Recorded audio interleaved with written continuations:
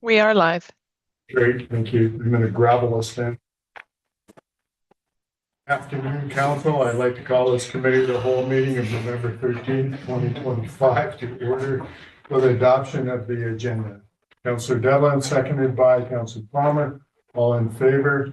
Motion's carried. Adoption of the minutes of the committee of the whole for October 16th. Councillor Devlin, seconded by Councillor Staphenhurst. All in favor? Motion's carried. Budget Committee of the whole meeting of November 6th. Councillor Devlin, Councillor Lucille, all in favor. Motion's carried. Any business arising from the Committee of the whole of October 16th? Seeing none, any business arising from the Budget Committee of the whole of November 6th? Seeing none, I'm going to move on to delegations and presentations. So today we have Ms. DeBoer here from Tourism Revelstoke, and she's going to give us their 2026 one-year tactical plan. Megan, I'll leave it to you. Hi, everyone. Can you hear me and see the screen share in front of you that says 2026? Correct? Yeah. Thank you. Okay, awesome. Thank you so much for the opportunity today to present our one-year tactical plan for MRDT funding as it relates to Tourism Revelstoke related initiatives. I'm currently actually in Argentina, so I'm sorry I can't be there in person, but I really appreciate the opportunity to present remotely, and fingers crossed, I really hope the internet is stable enough to get me through this and through any questions. So maybe just let me know if I cut out, and I'll turn my camera off. But you should have received the package with our draft annual tactical plan and budget alongside with the budget summary that kind of outlines some of the variances that you will have seen in the budget. So that's the document that I'll be presenting on today. I do recognize that there will be an update to the budget due to yesterday's council decision regarding the admin fee.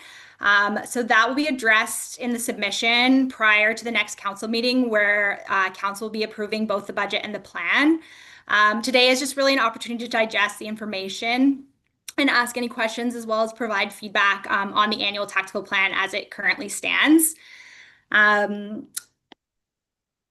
So yeah, we gratefully acknowledge that we live, work, and play on the land of the Sinixt, the Secwepemc, the Syilx, Okanagan, and the Ktunaxa, and we're really grateful to be working more closely with our Indigenous nations through our tourism lens. I'll just give a quick strategic overview of our kind of 5-year strategy as well as it relates to the one-year tactical plan. So our vision and mission remain the same. This is all part of our 5-year strategy. This won't change until 2028 if it does in our next renewal. So we really aim to be recognized as a world-class destination while retaining our authentic and vibrant community. That's really core of everything that we do, and we recognize how important it is to our visitors to actually feel like they're visiting a vibrant community. We're really committed to inspiring visitors whose values align with our destination and cultivating sustainable tourism opportunities that genuinely benefit our community.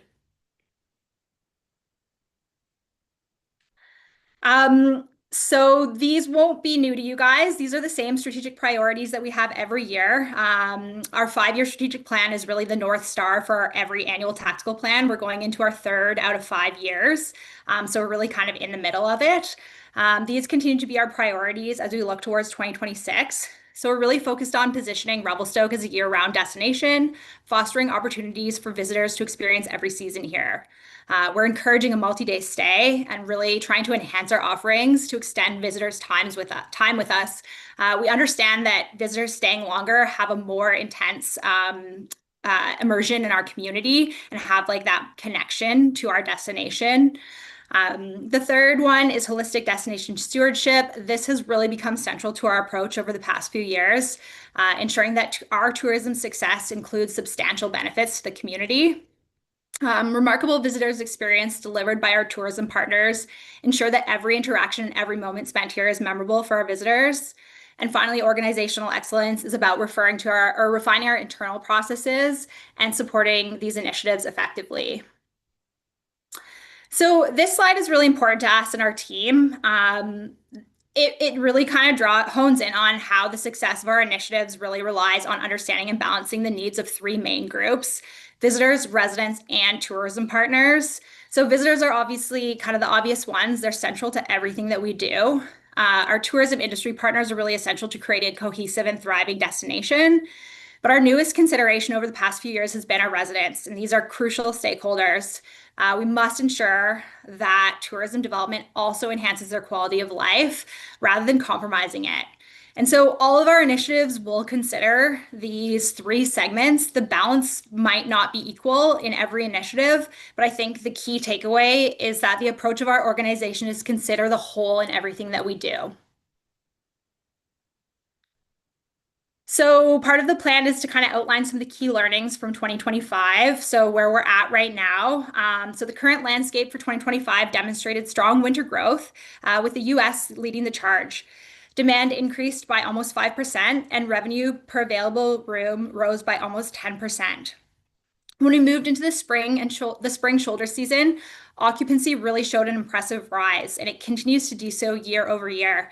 We've now hit 64% throughout our spring months and a 7% increase year over year. And then moving on to the summer, we really expected to see a bit of a dip in growth and occupancy, because we recognize that 2024 had those inflated numbers because of the Jasper wildfires, unfortunately.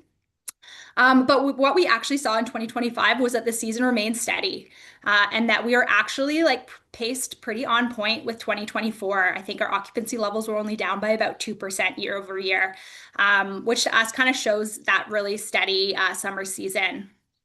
One stat that I'm really proud of is that our tourism partner satisfaction score soared to 9.2% out of 10. It was up from 8.4%. Not only that, 96% of our partners answered that they were satisfied or very satisfied with our utilization of MRDT funds. This is a significant leap from 65% in 2024 and really reflects the trust and effective collaboration within our tourism sector. So looking towards 2026, we're really looking to strengthen our destination management capacity. This includes introducing a new coordinator role to better manage our efforts. I think we all recognize how valuable Tennille has been in this role in supporting a lot of city initiatives as well. And we need a little bit of extra capacity so that we can continue doing that. Balancing promotion with stewardship is a real priority for us and for our tourism partners, and they've actually recognized that as a critically important function for our organization. So when we surveyed our partners, 100% of them listed destination management as very valuable or valuable. Just shows the focus of our tourism partners specifically in us continuing to grow in that space. We're also continuing to focus on shoulder season. We're seeing a lot of momentum here, like I mentioned, especially in the spring. There's a lot of growth potential for April, May, and June. We're also integrating AI tools to enhance efficiency and analytics. These tools will help us make data-driven decisions, aligning our strategies with real-time insights. Increasing long-term stays and high-value visitation continues to be essential. These visitors really contribute more significantly to the local economy, and like I mentioned before, have a larger tie to our destination when they stay longer and interact with more of our destination for longer stays. Lastly, collaborating with our tourism partners remains a cornerstone of our 2026 strategy. Working together, we can really achieve more effective outcomes and foster a more cohesive sector overall. So moving into budget, I do want to mention that these budget slides are they are the same as in your presentation, the presentation document that you guys received. I didn't want to change them in one day. So these will be a little bit off. My budget allocations will differ based on yesterday's decision, like I mentioned. My understanding is that it's not a flat fee according to the province and must reflect actual hours worked on the program by city staff. So we've been told to allocate up to the $73,000 for the admin fee that was approved yesterday.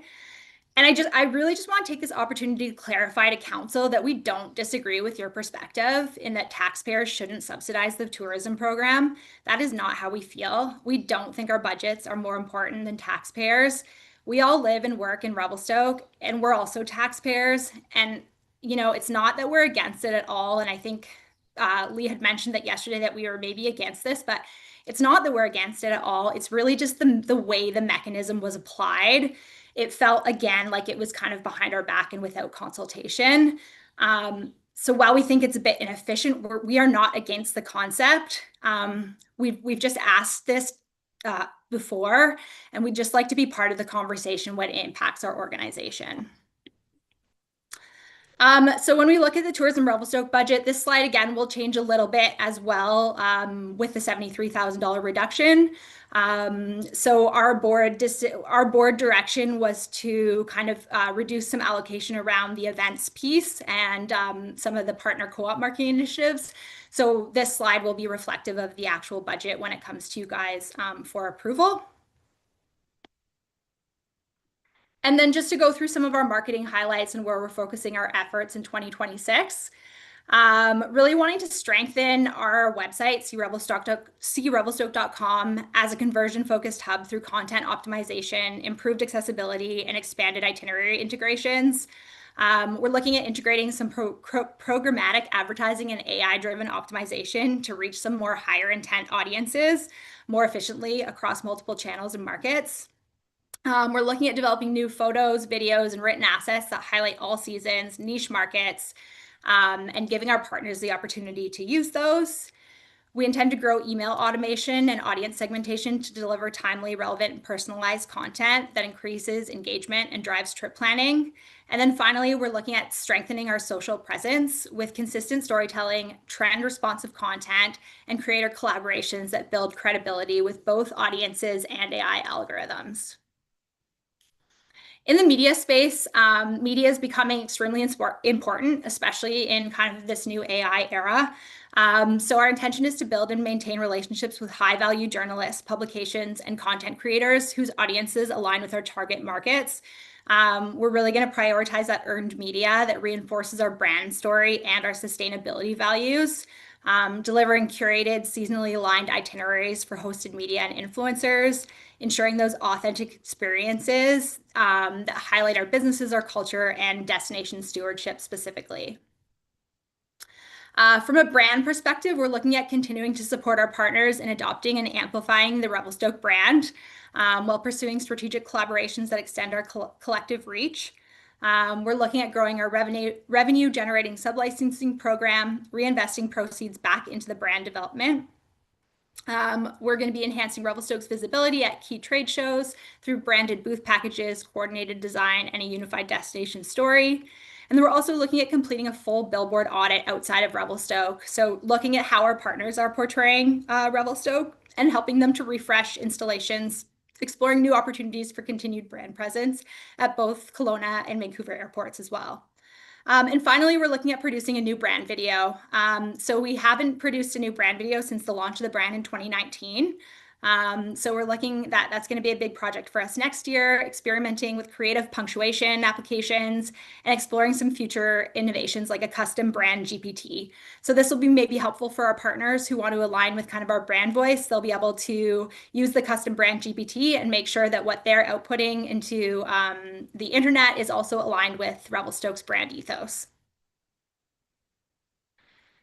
From our partner co-op initiatives, so we plan to review and refine our partner support streams just to ensure relevance, transparency, and measurable community impact.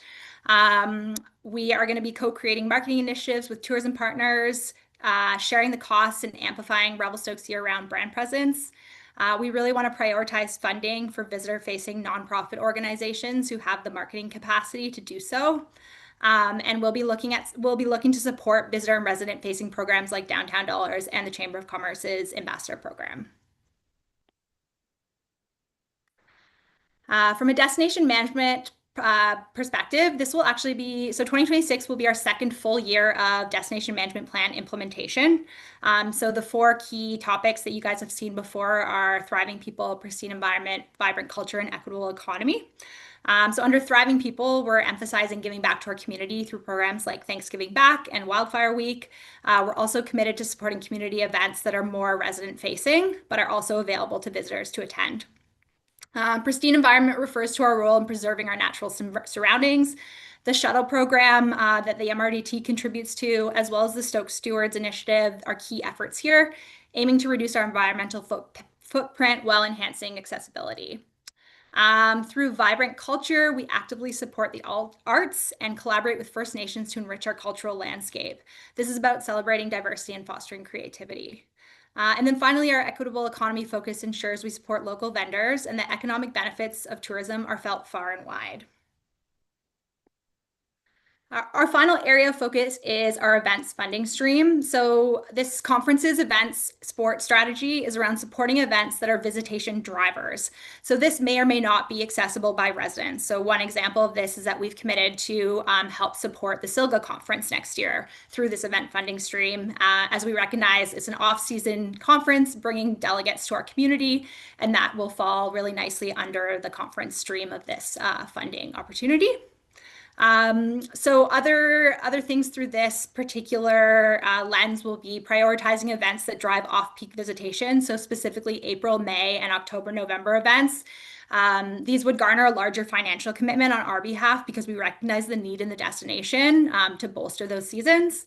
We also plan on optimizing our events calendar on the seerevelstoke.com website, delivering coordinated digital campaigns highlighting major events happening in our destination. Another key focus area of our event stream is the expansion of the Stoke Squad program. This program has proved its effectiveness of our Stoke Squad supporting our local events in town. So we plan to establish a full-time seasonal team from May to September to deliver on-brand sustainability activation supported by consistent signage and social media coverage. And then finally, just kind of like, how are we measuring? How are we doing? So another part of the annual tactical plan required by Destination BC is to outline our performance measures and our KPIs. So just kind of like high level, our output KPIs are around kind of our brand reach and public brand interactions, as well as our website sessions, organic traffic to the event calendar, tourism partner referrals is a big one. So how many people are we sending to our tourism partners through our website? Another one is the marketing newsletter growth rate and click-through rate and open rate. So how many of our visitors are actually opening our emails? From a social media perspective, we measure average engagement rate across Facebook and Instagram, as well as the size of our social community. Through our Destination Revelstoke website, so ours is kind of like our internal partner-facing website, we measure the sessions and the partner form submissions, so how many people have requested funding through those partner forms. As well as the total number of businesses and organizations supported through our destination management plan. Finally, our tourism partner newsletter, we measure our click-to-open rate and click-through rate. So how are our tourism partners engaging with us? Are they opening our newsletters? Are they reading our newsletters? As well as visitor experience survey completions. And we'll be doing a large resident talks tourism survey push as well in 2026. So measuring kind of those completions in relation to previous pushes.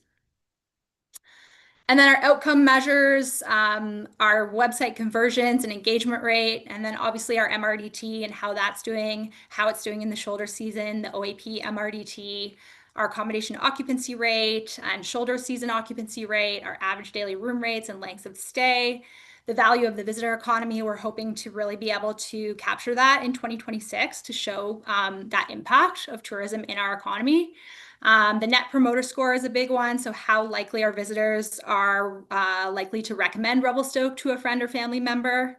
The resident sentiment score towards the quality of life and their involvement with tourism is another big measurement outcome that we track.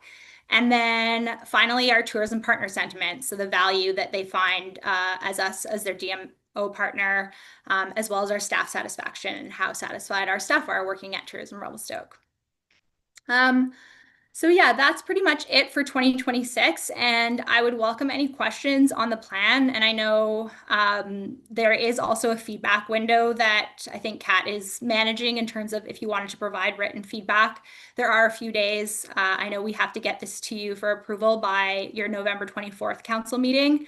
But I wanted to come to the committee of the whole to present in case there were any questions or anything that stood out before we have to go through the approval process. Megan, thank you for the presentation. Thank you for doing it while you're on vacation as well. Before we go today, we would expect you to give us a tour of Argentina, if you don't mind. Anyway, I'm going to go to council. Any questions or comments for Megan? Councilor Palmer? Thank you, Mayor Souls. Thank you, Megan. Always great to hear the things that tourism's doing, and always seems to be a upbeat presentation. So thank you for that. Couple questions. Good to hear the good statistics, sort of positive statistics there. The tourism partners, can you just give us a little bit more detail who the tourism partners are? Yeah, for sure. We basically, anyone who is involved in the tourism landscape in any way, we do have definition of tourism partners, but generally they are activity providers, accommodations, whether they're nonprofit or not, any of the partners that we work with in the building. So obviously the Revelstoke Chamber of Commerce is a big tourism partner. The city of Revelstoke would be a tourism partner. So really any kind of any organizations that are involved with tourism, we consider them a partner. We are a partner-based organization. We're not a membership-based organization. And you can see that from our website. So any partner that we kind of deem as important to the tourism landscape would be featured as on our website, would be eligible to apply for any of our partner programs. But yeah, I can send council like our more robust definition as well if you'd like to see it. And then just further through the chair. So with that increase of satisfaction by the tourism partners, is it year over year? So is that capturing the kind of the same audience, or is there a potential that it's just who actually gave the feedback? Yeah, that's a great question. So as a requirement of a 3% collection community, we are required to survey all of our tourism partners. So it's part of the process of actually collecting at 3%. So, and there are some questions, they need to be worded in a certain way. And that's why you heard me talk about like value, like satisfaction of how MRDT funds are spent and that kind of thing. So we do follow Destination BC's lead in the questions that have to be asked, but then we can add a few more in as well. So that survey is sent usually after our AGM. So it's after our annual general meeting in the spring.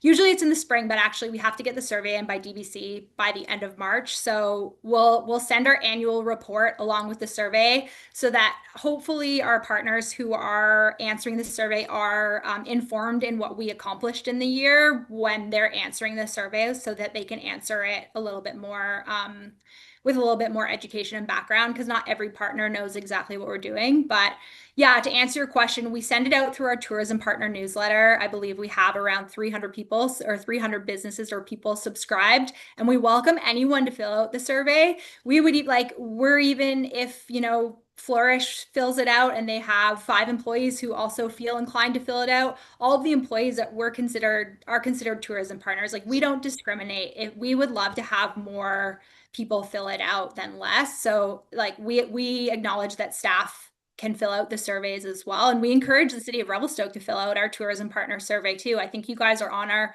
partner newsletter. So yeah, we encourage you guys to fill it out year over year as well, just so we can benchmark how we're doing. Great, thank you. I'm pretty sure I filled it out. I remember seeing that.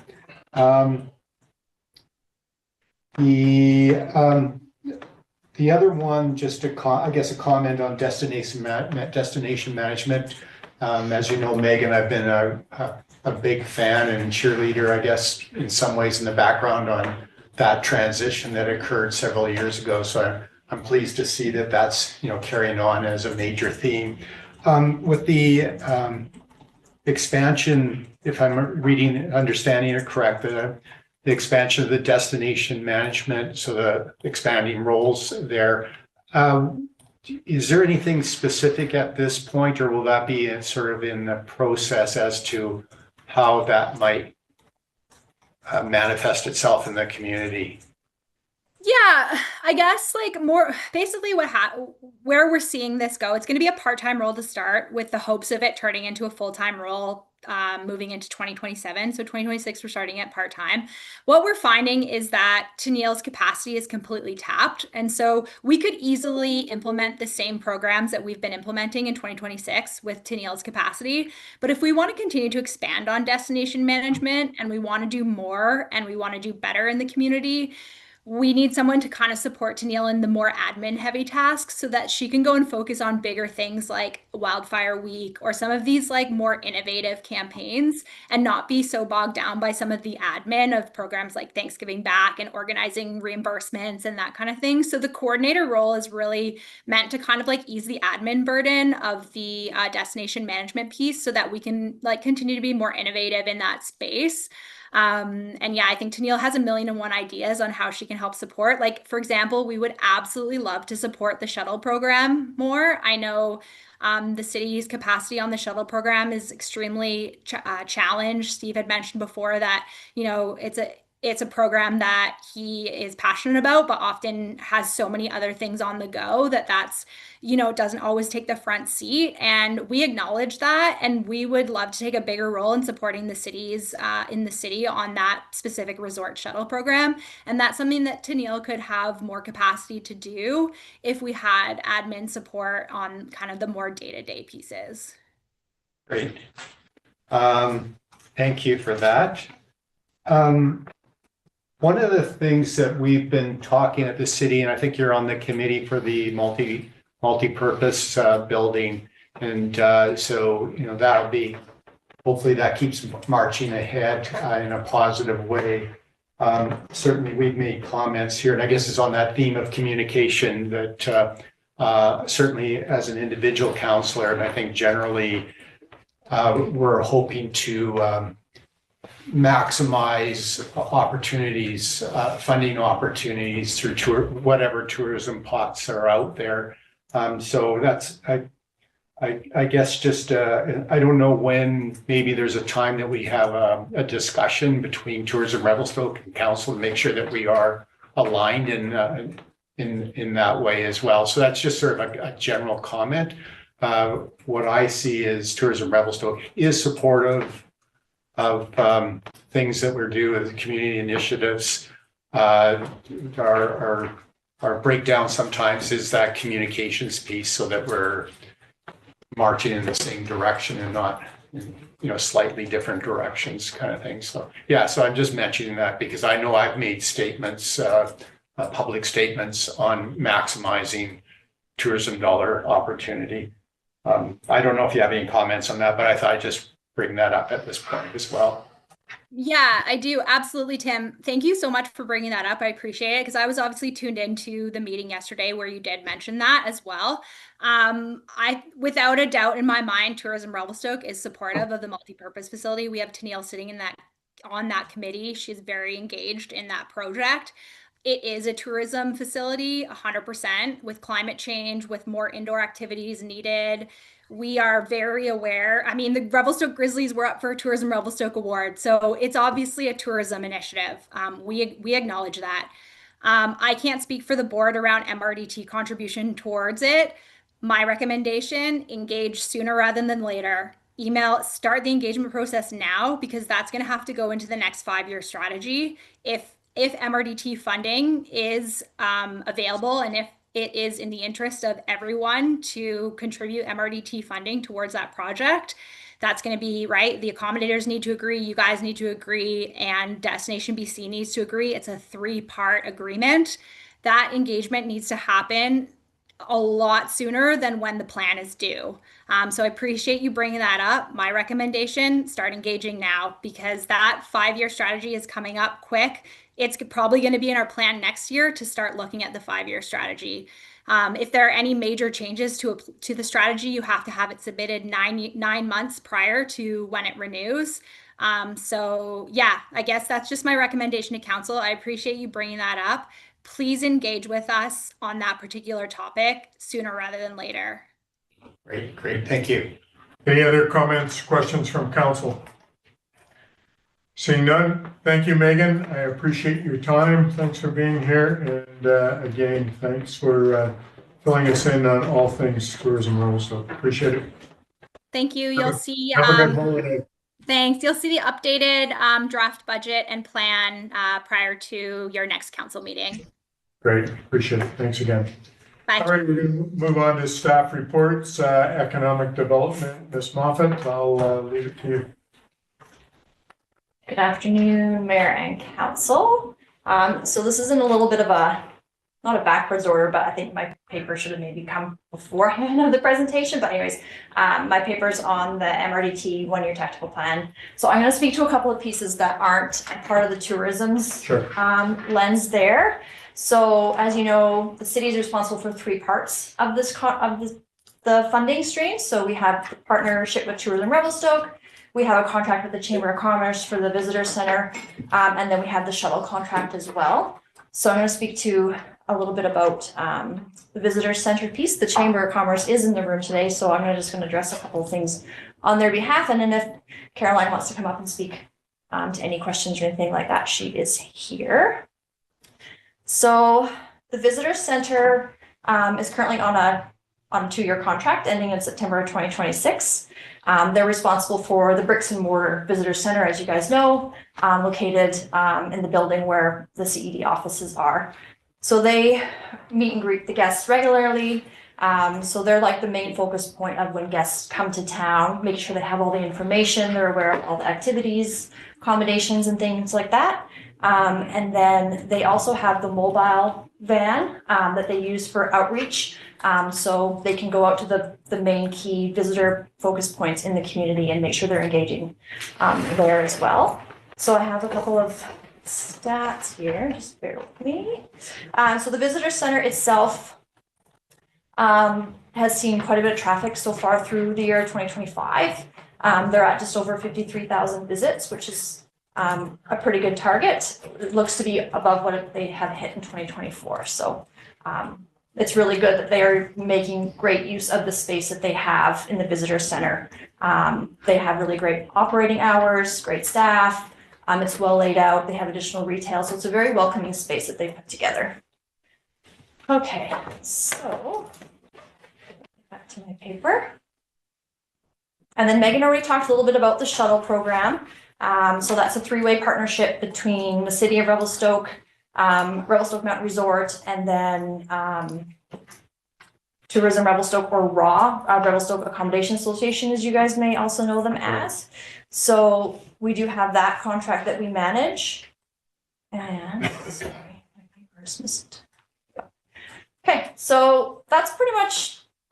Oh, and then we have, sorry, the city is also responsible for the online accommodation platform, which is the MRDT funding that comes through our third-party online platforms like Booking.com and things like that. So that goes into a separate reserve, as you guys know, and then that's something that's managed through the city of Revelstoke specifically for affordable housing initiatives.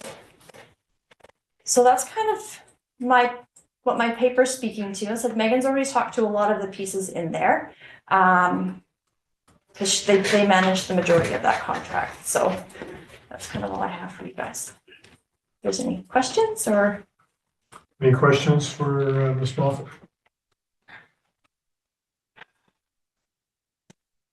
Council? I think I might just email them through, because it says here you need feedback by November 17th. Yes. Because I don't think you're going to be the right person to answer all of my questions. Okay. So I might take some team. Perfect. I'll CC council in as well. Anyone else?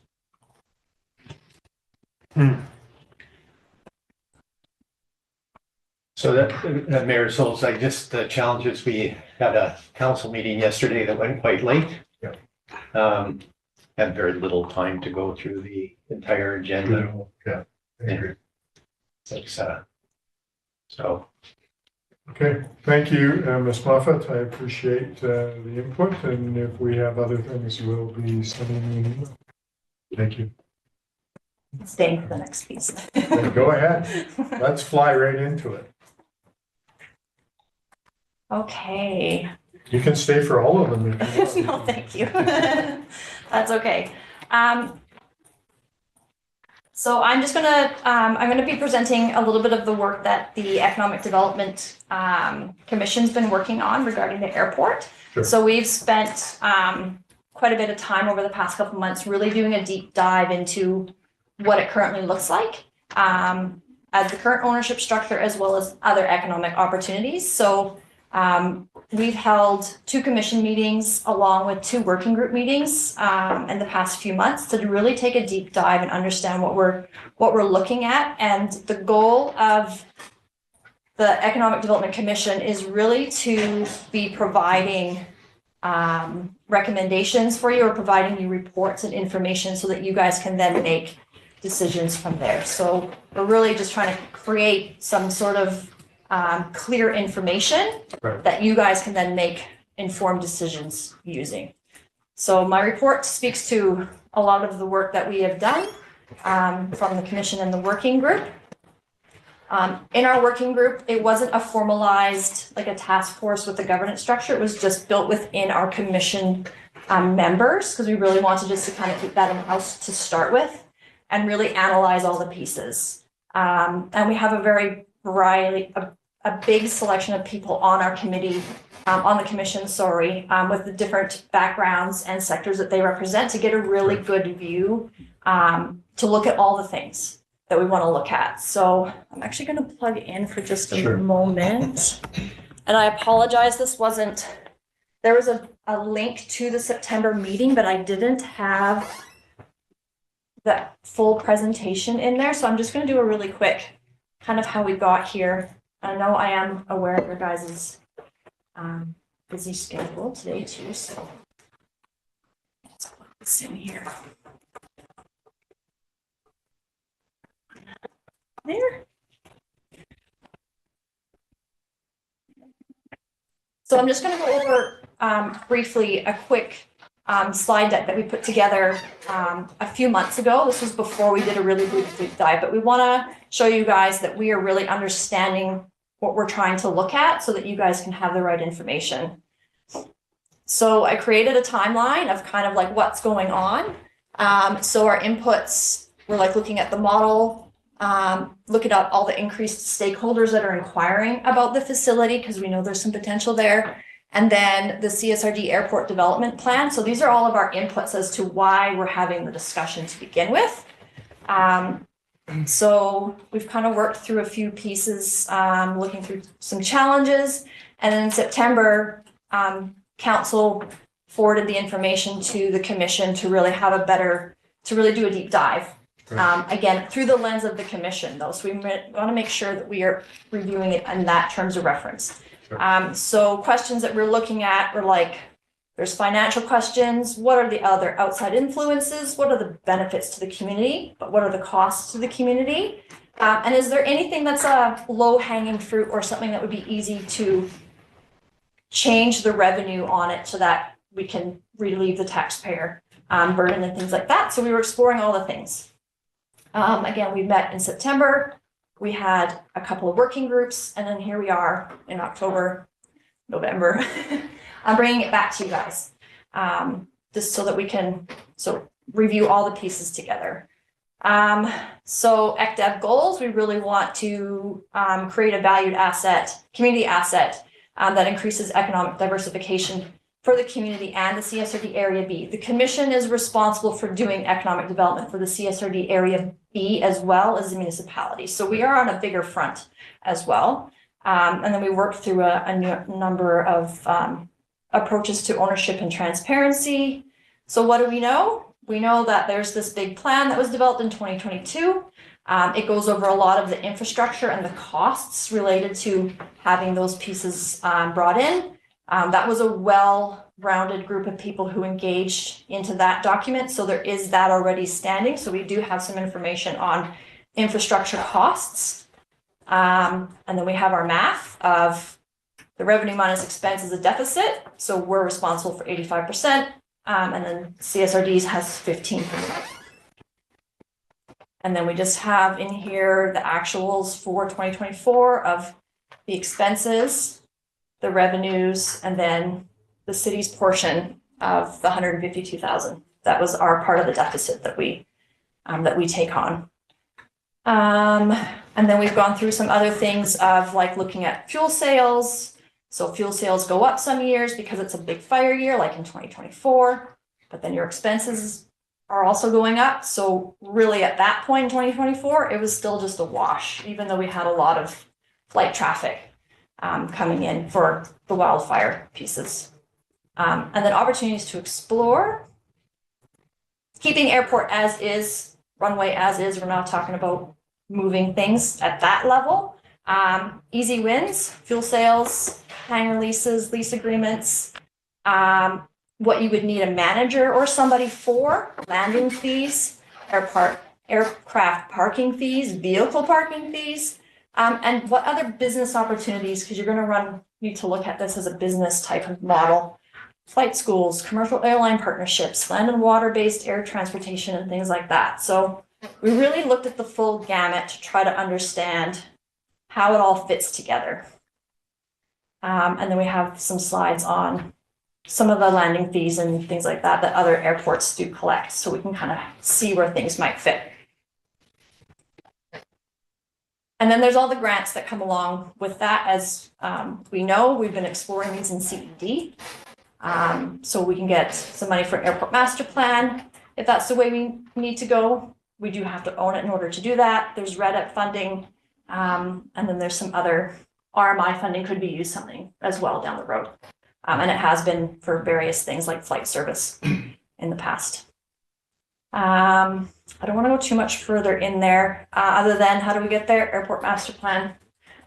It's the best way to create the blueprint and the business plan and how to move things forward. But we do need to do a lot of planning. Okay, I'm not going to go too much further into that one. I think you guys kind of understand the scope that we looked at and the in-depth piece. So further discussions on that, the working group looked at goals and models, legal implications, financial, operational and infrastructure, environmental, governance and staffing, stakeholders and market analysis. So we went through a whole gamut. A lot of it is not in our wheelhouse to answer all the questions, but we wanted to analyze them and see what questions we could draw up. So we have our recommendations that have come out over the past couple meetings. So how we got to, in October, some of the recommendations that came up, that the following options be assessed for consideration. There was the no purchase but advocate. There was a purchase and do no or low touch improvements. There was a purchase and do light touch improvements. And then further down in my paper, I've broken it into a grid. So the commission actually looked at 6 different objectives or possible outcomes. 3 were under the no purchase scenario and 3 were under the purchase scenario. So we highlighted the ones that were in the middle that there could be possible challenges to come to, but we feel as economic developers that this is kind of would be obtainable. These are choices that we could get to. And if council's already explored a couple of them, then you already have some of the information that you may need. These are not in order of the commission's perspective of 1, 2, 3. These are in the order of the way we went through it logically, of the no purchase to the purchase. And we just drew it all out and went through one by one what it would all look like. So that's kind of where we got to with that. And then next steps could include creating an airport task force with a proper governance structure. I've attached a draft terms of reference that it's very, very draft. It has not been reviewed by anybody but me, but just to kind of give you an idea that we would be including multiple people through the community and experts in that. And that can be up to council to give us direction if that's what we want to be doing going forward. And then it eventually have to come to the governance committee to get review. The REDIP application, which closed October 31st, I did apply for that. Not knowing the situation or where we're at right now with the airport, I have applied for it anyways as an investment attraction type of thing. Kept it really rounded in case we couldn't use it for the airport. We can use it for something else that we really need. It's $50,000. There's no contribution requirement from the city. And you get 3 years of funding for various projects. So that would be year 1 funding. And then I think for year 2, it goes up to 100,000. So we just can keep submitting new projects. So I've applied for that one just so we didn't miss any opportunity that we could. And the current one that's open is the aviation infrastructure funding, which closes January 16th. And that one we could do, I think there's some infrastructure pieces, but also an airport master plan to a max of $35,000. And they only do 70% funding, but we could complement that with this other funding I've applied for. Sorry, if I could just interrupt for a second through the chair. What was the acronym there for that one? Was that ACAP? It might be. Airport Capital Assistance Program? I- Federal one? It's a federal, yeah. Okay. Yeah, so there's different pieces to that funding, so it doesn't have to be that master plan piece, but again, the master planning piece and really outlining the situation before we apply for more funding to do the things would be an important step. So, yes. Councillor Stephenhurst. Yeah, thank you. Through the chair, to Ms. Moffat, what is the overall cost of the airport master plan? Through the chair to Councillor Stapenhurst, they vary. We've found variations between 30,000 and I want to say 70 or 80,000. It depends on that. That's why I applied for the REDEP.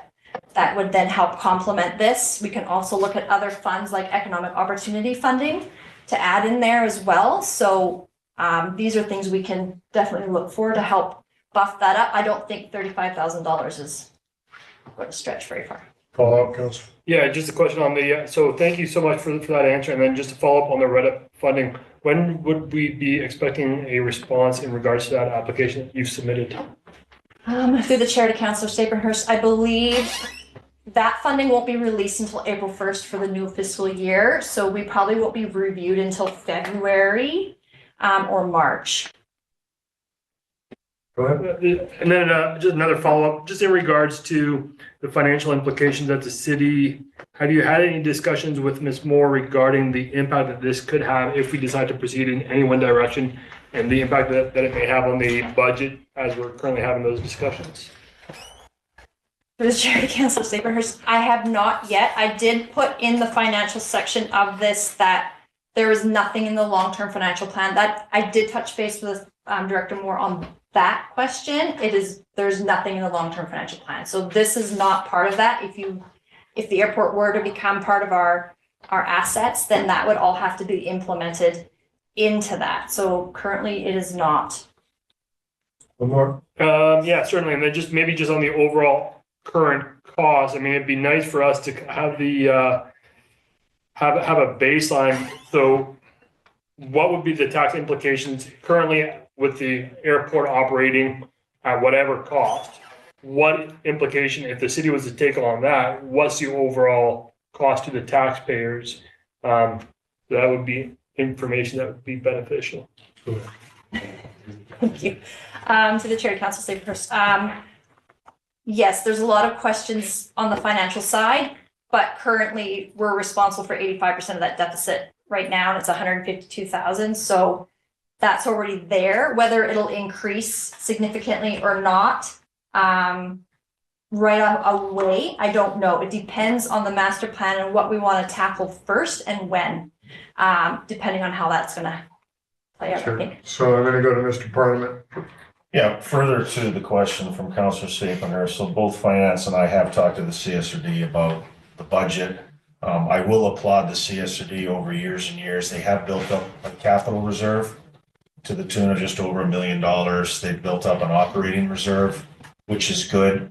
But really the budget works where you incur expenses, you generate revenues, and whatever the deficit is shared at the 85-15 factor. It has been for years. The goal is to, of course, reduce that deficit, which benefits Area B and the city.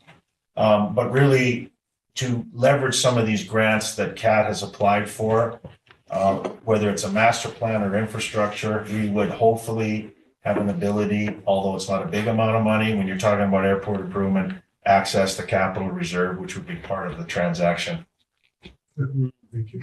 Councillor Stapenhurst, follow up. Not at this time. Councillor Terry. Yeah, I've got lots to say. I might tee up Palmer here in a second, though.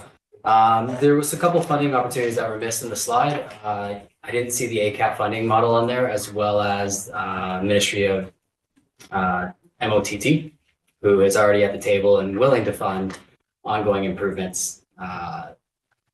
There's that. As I've said before, I'm a fan of taking this over and looking at any ways we can reduce the overall tax deficit to the taxpayers. Whether we take this over or not, we are on the hook for 85% of all the costs. The difference of whether we take it over or we leave it as is we actually apply for grants to reduce the amount of funds that are going into this from taxpayers' pockets. Anyone else? Councillor Devlin? Yeah, just a quick comment. No, I agree with Councillor Cherry's view on this. If we were looking at taking it over and then somehow changing the relationship, becoming 100% of the cost or anything that would like potentially increase debt to the taxpayer, I might have a more opposition view, but as it is, we're paying the same amount either way, and having control on how much we can plug that gap is I don't see being anything other than beneficial to the taxpayers in general. I mean, we can sit on this, we will continue to be puking out the tune of $130,000 a year of taxpayer money into what appears to be a black hole. We've done that before with energy systems. We've ignored it as a city, not as a council, for a long time. Just kind of hoped it would sort itself out, and I don't see really anything different in this as it stands. So I think, I would be very supportive of some sort of master planning to see what we can do in order to plug up that hole. Great, thanks. And just to confirm that my conversation with CSRD and the Area B director, they will continue to fund it 15%. Councillor Palmer. Thank you, Mayor Souls. Thank you for the presentation. It's particularly interesting in your slide deck. I don't think we've seen that at this table before. Is that available for us? Through the chair to Councillor Palmer, it's through our September agenda for the commission, so it is in that agenda as a link. But I can send that to you. So that's a public. Yeah. Available? Yeah. So, I should update the agenda. yeah, so that's so that's kind of what I'm leading to. I'm gonna put a motion on the table to amend the agenda to include that. Sure. Who's seconded for that motion? Councillor Cherry. Any discussion? All in favor? Motion's carried. Thank you. Thank you, Mayor Souls. There's some stuff in there that I think is significant, sir, because now I'm starting to think, Mayor Souls and Council on the sort of governance of this, the current governance, and then this potential future governance, what that looks like. And so just remind me, I think I've asked this before, but the question is, so currently this is under the CSRD. Is it as a service, like legislative service? And that might be somewhat technical. Go ahead. And I see the CEO. That's a great question. No, it just goes back to a bylaw dated 1985, 84. That's all we have. Yeah. It basically says we're in a partnership and both sides fund, and then that's all we have. Okay, so it's an antiquated hasn't bylaw. gone through a service yet. So it needs, so regardless if we take it over or not, that kind of needs to be fixed. So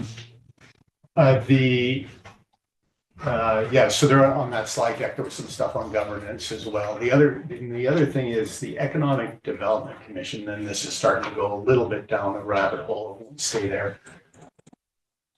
But if I'm understanding correctly, the EDC is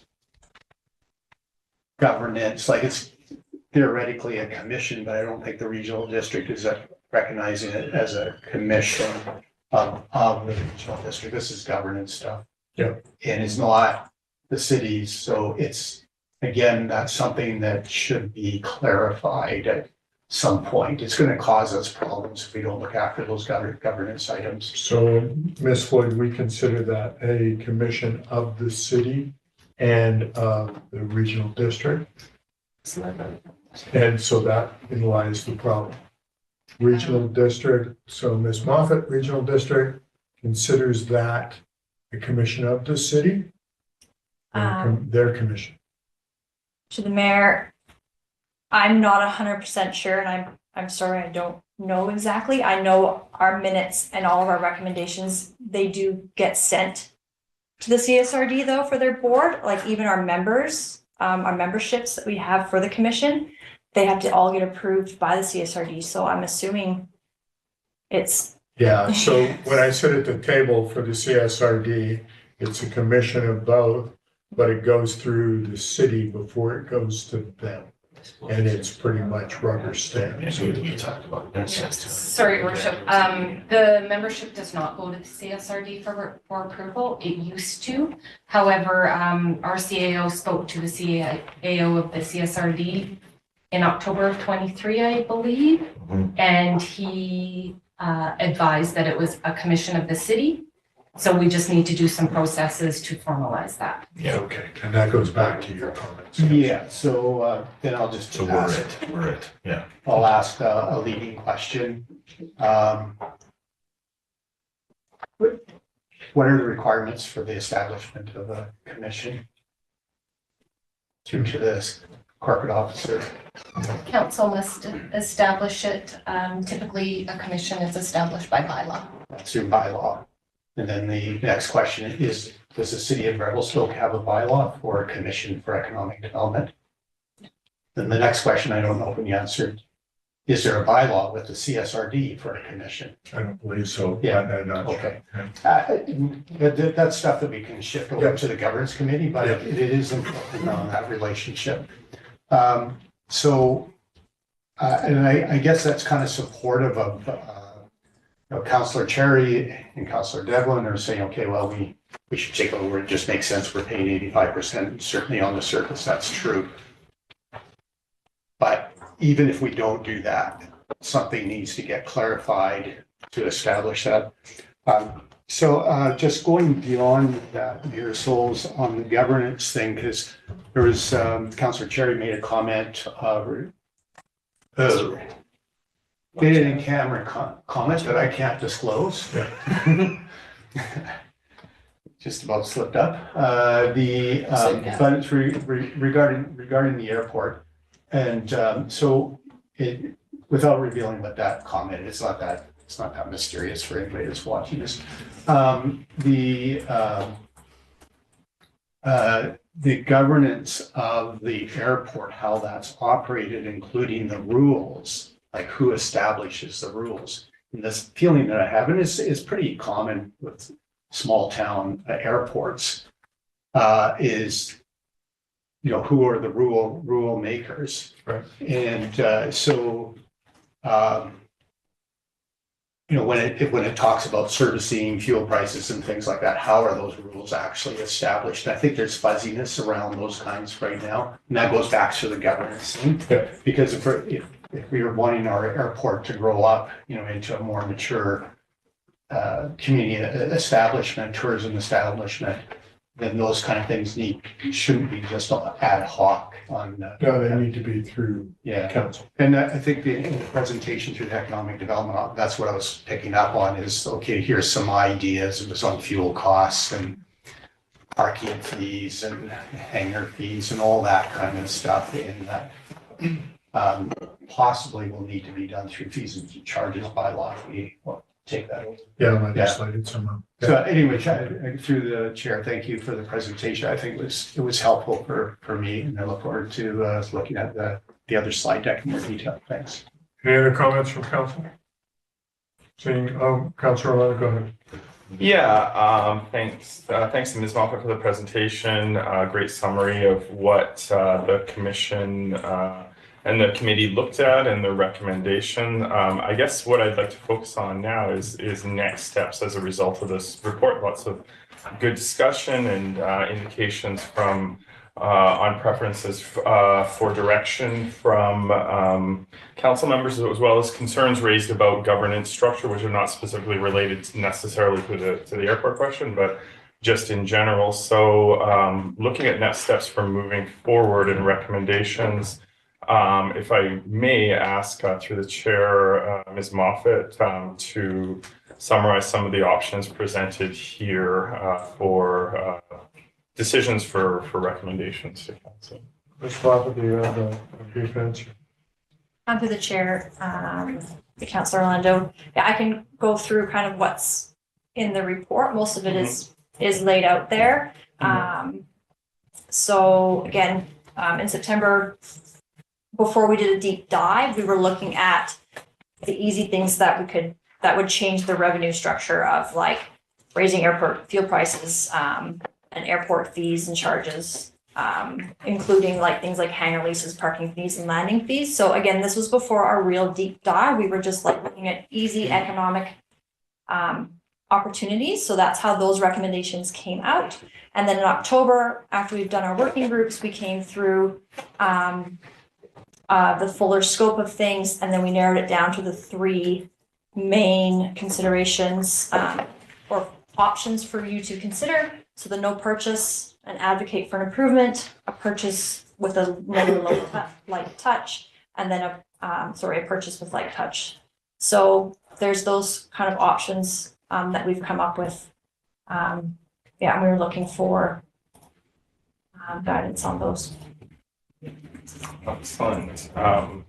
Thank you. I appreciate it on the presentation. So looking through the list, if I may, the first recommendations, as Ms. Moffat indicated, came through earlier, and I'm just trying to find the page number here. So on page 2, the first one that I'm hoping to move for discussion was that the council and the CSRD board explore raising fuel prices. I'm sorry. This is on page 2, sort of in the middle of that one. You're making a motion? Yeah. Yeah, so before there's a second, can I make a couple comments? Yes. Yeah, because where we're going. Go through to Councillor Orlando. I think I see where you're coming from, and these are some specific recommendations. The concern that I have is this is getting into the operational items, and it needs to be dealt with. And I agree with the ideas, but we don't really have an entity to there's not an entity. The governance model needs to be, in my mind, we need to say who owns this and who's in charge. Because are we in charge? Are we not in charge? And this is a recommendation to council and the CSRD board. And so who really has the authority to establish fuel rates? Well, so at this point in time, it's still ownership of CSRD. So you can be making all kinds of recommendations from this table. They run it. Yeah. It's their game. So my recommendation would be, until we deal with the ownership model, we don't get into that. I think that's kind of what I'm getting at. Yeah. That's the perspective on this. I understand that, the working group has come up with some ideas on that sort of thing. Until we settle the ownership as to where it's going to be, then I think we're actually barking up a tree that we don't belong. Councilor Stabenow, do you have a comment? Yeah, I'd like to just say, I think in general, I'm supportive of what Councilor Orlando is saying, in the sense that if this is a joint venture ownership between the CSRD and the city of Revelstoke, why wouldn't there be a willingness to collaborate and increase the fuel price if there was a recommendation from the committee of the whole to CSRD to raise the fuel prices? If that recommendation wasn't supported, then clearly we have other issues in terms of how do we move forward, and perhaps the collaboration between the two entities isn't going to be supported. And we would then have a better sense of what is the cost and the risk to the city of Revelstoke. But it's just a recommendation to the CSRD. They can do with what they want with the recommendation. So I think, if Councilor Orlando wanted to make that motion, I think I'd support it. Yeah. Yeah, just for clarification, you stated that the city is a joint owner of the airport. We are not.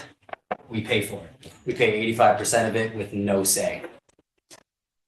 There is no joint ownership model. Okay, well, however, the ownership model work right now. They own. Currently with the financial ownership or with the financial billing structure, or however you want to phrase it, if we're paying 85%, we can make a recommendation from the committee of the whole. I could be mistaken. Councilor Palmer can correct me, or the corporate services can correct me, but we can make a recommendation from this to the CSRD that we say, based on the recommendation from the commission, let's increase the fuel costs. Councillor Devlin. Just taking a step back, sorry, through the chair. Regardless of ownership, I do agree that needs to be looked at, not really the conversation that we're having at the moment. My issue with such a motion would be that it feels, I agree, we need to plug that hole. But it feels very reactionary. We don't have a plan yet. We don't even have a working group yet. We see this and say, well, fuel prices need to go up and that's going to help fix this. If we're talking about doing a master plan, if we're talking about potentially taking over an airport, if like it feels like low hanging fruit, yes, but it also feels like low hanging fruit where we have no expertise on the matter. It feels like we don't have a plan. It feels like we're just sending a recommendation out there to do something with not really understanding the impacts of said thing. I think we need to start at the beginning and work to a place where then we can handle everything holistically as opposed to just kind of sending out a recommendation that. Great. Yeah. And I think you're right. And so I'm gonna state that I don't think the CSRD is going to do anything until we deal with the ownership issue. Once we deal with the ownership issue, then we can make these recommendations and move. Councillor Lano, go ahead. Yeah, what I'm doing here is bringing forward the recommendations to council from the commission. We select the commission, we give them the terms of reference, and we give them assignments such as this one through the preliminary investigation, looking at some of the options. One of the things that was identified was the fact that our fuel prices are much lower than comparable airports, and that in essence that makes fuel sales a wash in terms of pricing, and that a fuel price would be the lowest of low-hanging fruit with the most impact on the budget, because it does not require additional administrative staffing, etc. It's simply asking those responsible, for example, in the CSRD, to look at the prices, even in comparison to other airports that are within the CSRD, and look at what they're doing. It would be a significant first step to reducing the deficit so that taxpayers are not subsidizing fuel prices. And it's also an important revenue generator. It's not talking about raising fuel prices to a high rate to something that is expensive, but just more to what the going rates are. So these are the recommendations I'm bringing forward, and what they would point out from a long-term financial plan, from a long-term airport planning perspective, is that this ongoing subsidy of the airport that is going to continue, because we have over $10 million in things that we need to do in the next 10 years that would keep it at baseline, is just a first step that is easy to achieve. If council wants to delay that, that's fine, but we do, forever lose the potential revenue that comes with that. So, and a point of just sort of procedure is, I did put the motion out there. I didn't receive a seconder for the motion. So if we wanted to go according to procedure, we'd need someone to second it or not. So. Nathan Hurst is going to second it. For clarification, what's the motion?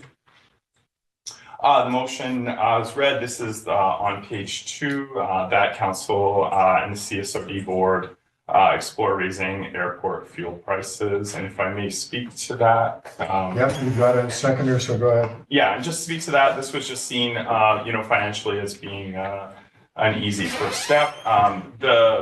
The non-specific, because it mentions council and the CSRD board, the point of mentioning both of those is just the ambiguity. The hope would be that a conversation between staff would happen about this issue, and it would make its way to the board for discussion. Great. Discussion, Councillor Cherry, and then I'm gonna weigh in. Yeah, I've got some background from the Revelstoke Flying Club as well as a number of plane owners and aviation experts in the area. Because of this being written, it was brought forward to their last meeting and distributed around the airport user group. The airport users are now exploring buying their own fuel tank and buying their own bulk fuel because of this coming up, which will only expedite the losses at the airport. Okay, thanks for that comment. And I think at this point, putting the cart before the horse, trying to do this again, I'm going to go back to the ownership model and going back to what Councilor Plummer talked about, the governance. You know, I look at that. You're going to make the recommendation here. It's committee of the whole. It's going to go to council, and you guys are going to have to deal with it again at the council table. And that recommendation will go, if it passes, will go to CSRD. CSRD are going to quiz me on why are we doing this when we were dealing with the ownership model before we got any further. And so I look at it and go, I'm not going to support this as we move forward. Any other comments, Councilor Palmer? Yeah. Thank you, Mayor Zols. Yeah, so the part that I agree with Councilor Lando is we have this quasi-commission that is functioning like a committee, the council. We ask them for some advice, and then we should take that advice seriously and consider it. So I have a question. So I'm dealing with a cart and horse on my question here as well. So I just want to, what did we actually ask the commission? What did council ask the commission to do? To give us options on what was best for the airport. Well, for what's best or on the ownership? I have it. Go ahead. That staff present proposal to consider the full transfer of management and ownership to the Revelstoke Airport, to the city of Revelstoke, to the city of Revelstoke, to the Revelstoke Area Economic Development Commission for consideration of a recommendation to council and committee of the whole. For ownership. Correct.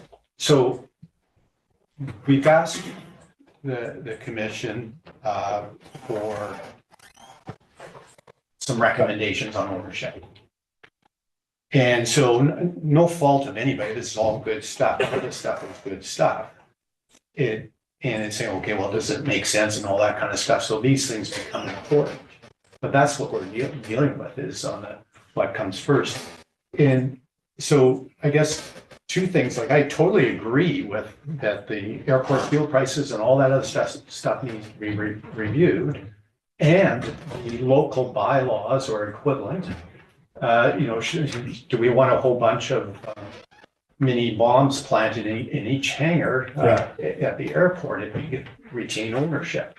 And so this becomes all those governance items that need to be dealt with. So I agree with on the principle that we should be taking the recommendation seriously, but really, I think if this, I won't be supportive of at this time because the ownership is what we asked for. Yeah. And maybe this puts more, is saying, well, this is part of the reason we need to get into the ownership is so that there's somebody looking after this stuff, because the CSRD isn't looking after this stuff right now. They aren't really interested. That's correct. So I'm supportive of the concepts that Councilor Orlando listened to the committees. However, this has gone a little bit off what we actually asked them to do. And so I won't be supportive by it. Thank you. Any other comments on the motion on the table? Seeing none, I'll call a question. All those in favor? Opposed? So we have Steve Hurst, are you in favor or opposed?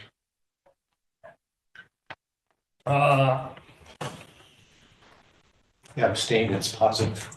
Okay. So we've got 3 in favor and 4 against. This motion has been defeated.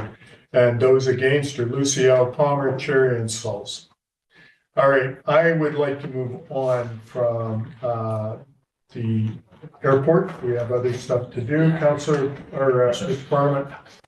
Just quickly, just an FYI, it should have been appended to the not necessarily this report, but a future report. The old bylaw, we will provide you the bylaw. I just asked Janet to put it up on the screen. That's what we have. And I said 1985, it's 1980. And you can just read the first whereas, and it's a pretty simple agreement. Back in 1980, Right. when the city ran it, it was transferred to the CSRD for the sum of $1. And so it's a 2-page bylaw.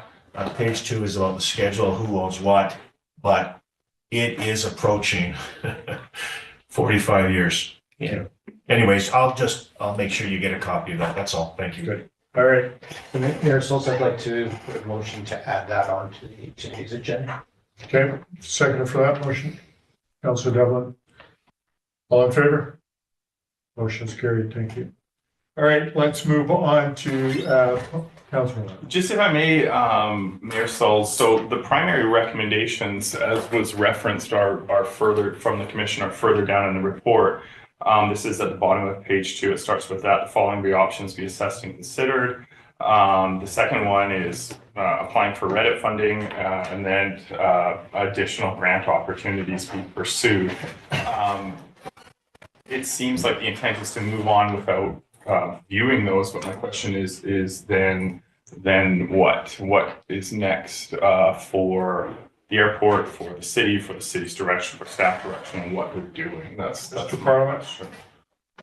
I hope I can provide clarity. From the administrative point of view, because there is a void, a lot of things are not being done at the airport.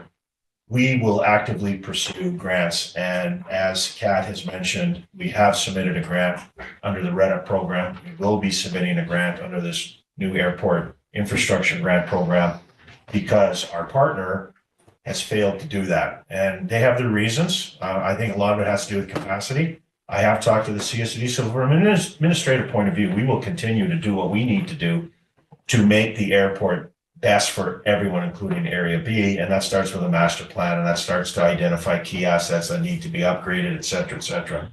What council needs to decide is the ownership issue.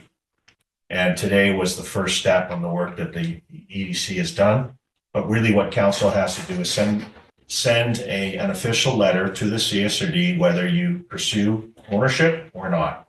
The CSRD has a whole process to dissolve of an asset, and that's the work of Gary and the board.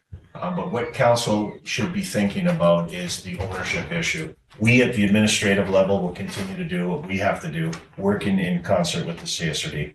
So my question will be, is there a full report that will come to this group, our council, before we do that letter? You can direct staff to do that, yes. Okay, so I'm going to direct staff to bring a report forward to council for us to look at the ownership issue, and then we can go from there. Councillor Palmer. Yeah, thank you, Mayor Schultz. So we tasked the commission with the ownership question. This is our answer? So are they finished with their task? Ms. Moffat. Chairman, Councillor Palmer, these are the recommendations we've come up with because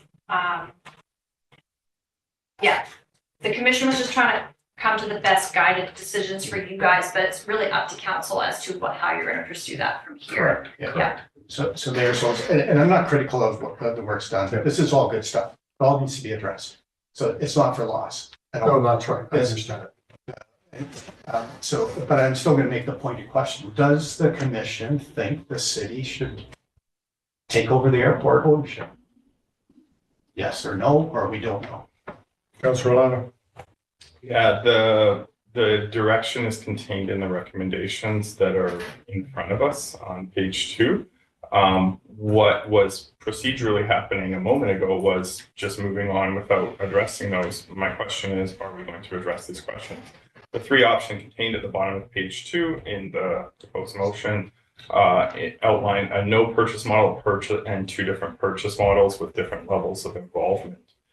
These were amongst, as Ms. Moffat referenced, 6 different options that they reviewed.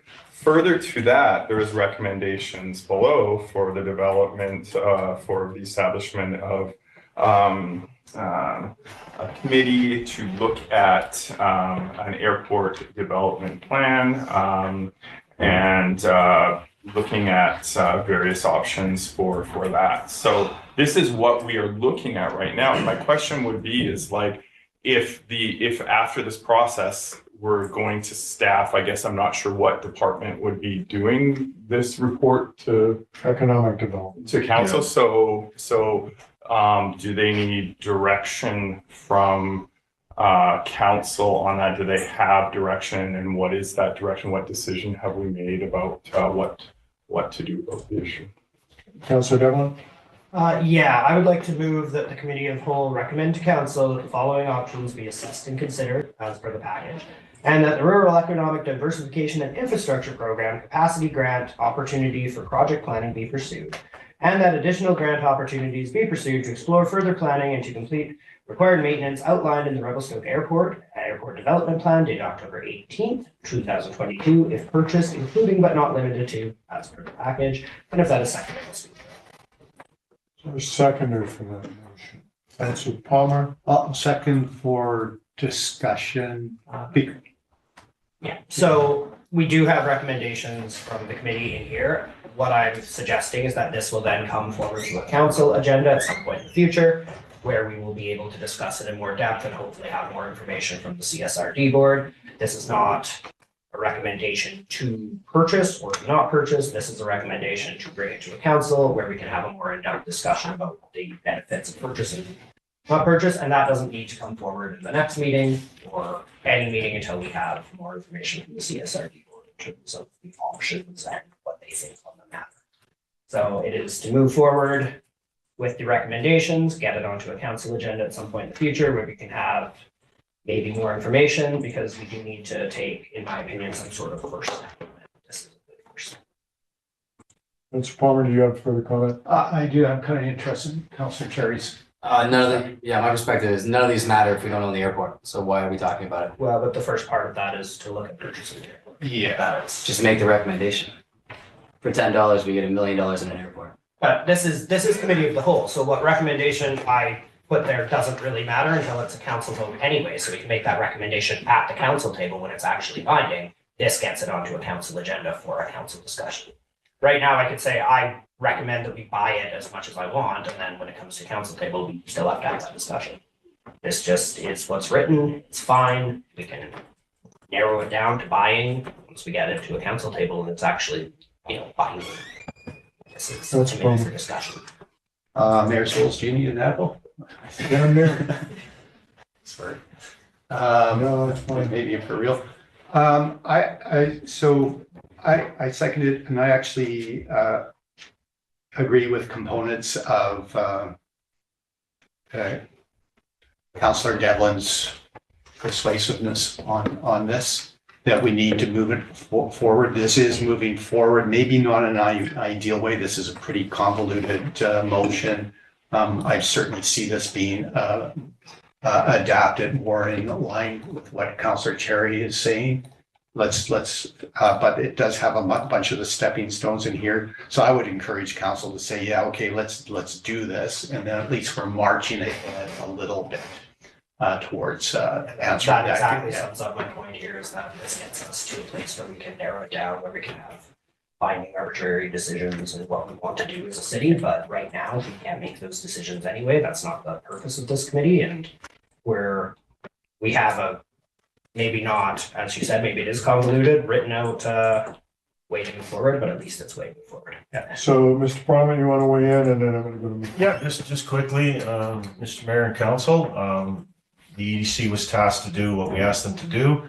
They are presenting their findings to you today in committee of the whole for discussion only, no direction. That's why they've thrown 3 possible options in front of you.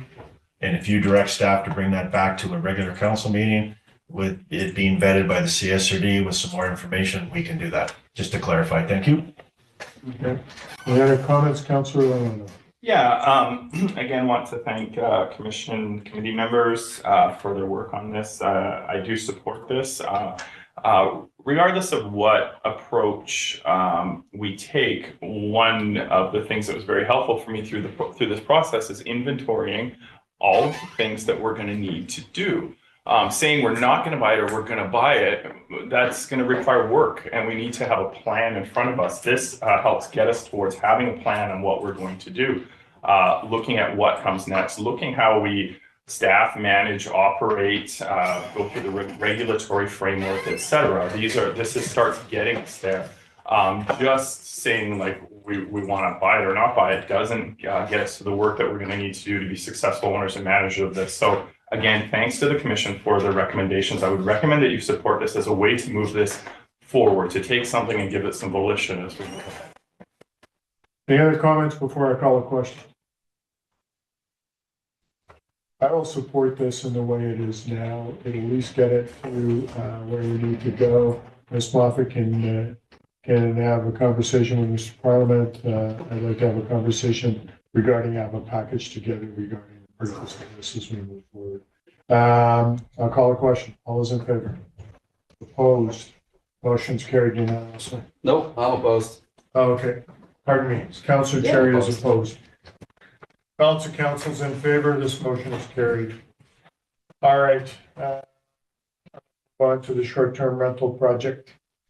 Mr. Simon. If council likes, I can give a high-level overview. There's a brief presentation in your guys' package, and I'm happy to just give a high-level overview at this time, if that is desirable by council. You guys okay with that overview? High level. High level, absolutely. Go for it. So through your worship to all of council, so we are bringing this back just for general discussion again today, looking at building on the feedback that we received from the October 16th committee of the whole meeting. So essentially what we heard from council at that time was no major desire to rescind historic approvals. However, let's delve deeper into some of the old spot zones that may have been established that haven't been operating. So staff have already commenced that work. Council also provided direction, permanent resident operator versus permanent resident occupancy. So that Tofino model that had been established. Are we going to go that route? Some feedback on the number of bedrooms and occupants, what type of dwellings are ultimately going to permit short-term rental? Are we going to allow it in row homes with secondary suites or duplexes with suites, for instance? Council also gave us direction to kind of pursue engagement in the new year, and also asked for some clarifications regarding definitions of things like permanent residence, residential use, et cetera, things of that nature. So staff have gone through and made some changes.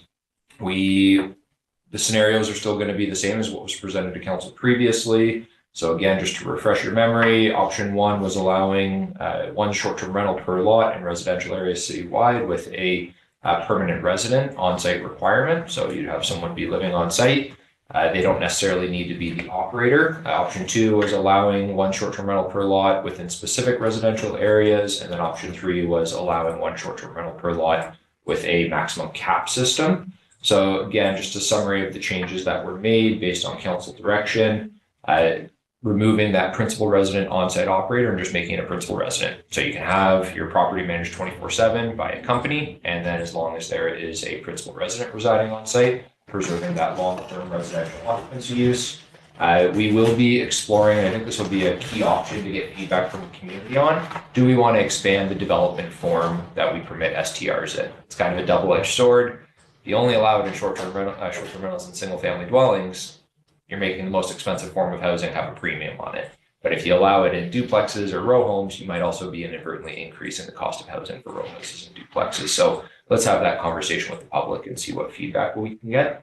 And then we also looked at changing the maximum number of sleeping units from 2 to 3 with maximum from 4 to 6 occupants. The existing CD zones and historic licenses, every scenario, we're going to be allowing them to operate as is. Downtown fringe, Victoria Road commercial area, we're going to be leaving it as is essentially, where it's intended to be preserved for long-term residential use. And then we're going to be utilizing the existing definitions that we have in the zoning bylaw for permanent resident and residential use. One thing that I did want to bring to council's attention today, we have our consultant, Mr. Jamie Van Struth, on the call today. He has been our economic analysis consultant. He is a senior manager with Deloitte and the Economic Advisory Group. And he's essentially waiting for us to get all the nitty-gritty details for each of these policy scenarios fleshed out, and then he can run it through an economic model that he has been constructing in collaboration with different stakeholders in the community. The economic analysis will detail how short-term rental scenarios impact local economy, We'll look at spending habits from different visitors depending on where they're staying as well. So we get a really clear picture on how people that are staying in Airbnbs spend differs compared to people that are staying in hotels. So we understand specifically how the impacts of our changes are going to impact those spending habits. And then wanting to understand the impact of this will be part of the formal public consultation. So if you guys have any questions about the economic analysis that will be kind of coinciding with this project, Jamie is on the call today and can answer any questions that you may have. Other than that, the next steps for us would be to take any final direction from council today, pursue public engagement in the new year, looking January, February, and then get to work on drafting amending bylaws and bringing them forward for council consideration, probably targeting March or April of next year. So Mr. Simon, going forward, when we go out to the community, it's basically showing all three scenarios to the community, get their feedback. Is that correct?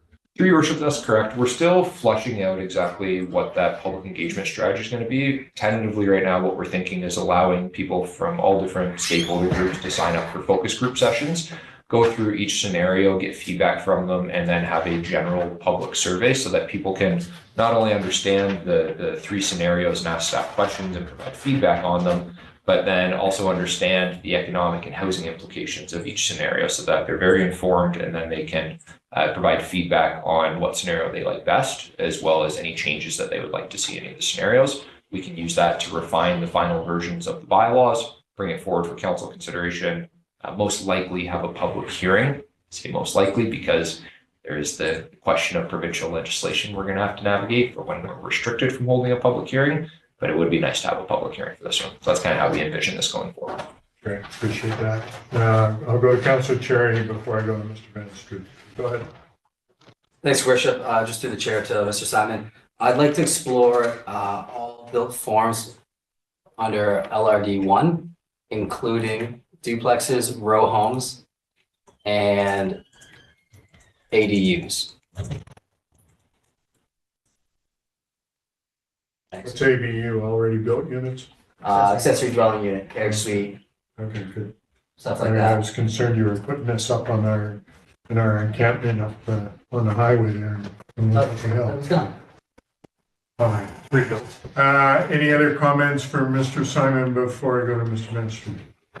Councilor Palmer. So Councillor Cherry's comments there, I don't know the full implications. I don't think we want to go down there right now. But I guess that would just be a reminder that's one ambitious councillor's perspective. It's not necessarily representative council.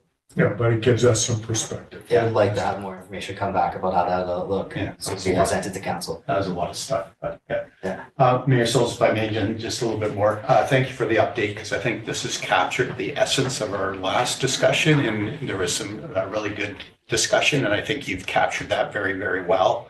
And so thanks for the update. I'll avoid repeating some of the questions or comments I made back then. I'm just going to make one comment, and maybe it'll be for the consultant, because this is on the economic impacts. Is that right? Through worship, yes, Jamie's helping us with the economic impacts, and then we also have another individual who's working with Jamie that will unpack the housing implication of it. So I'll ask my question.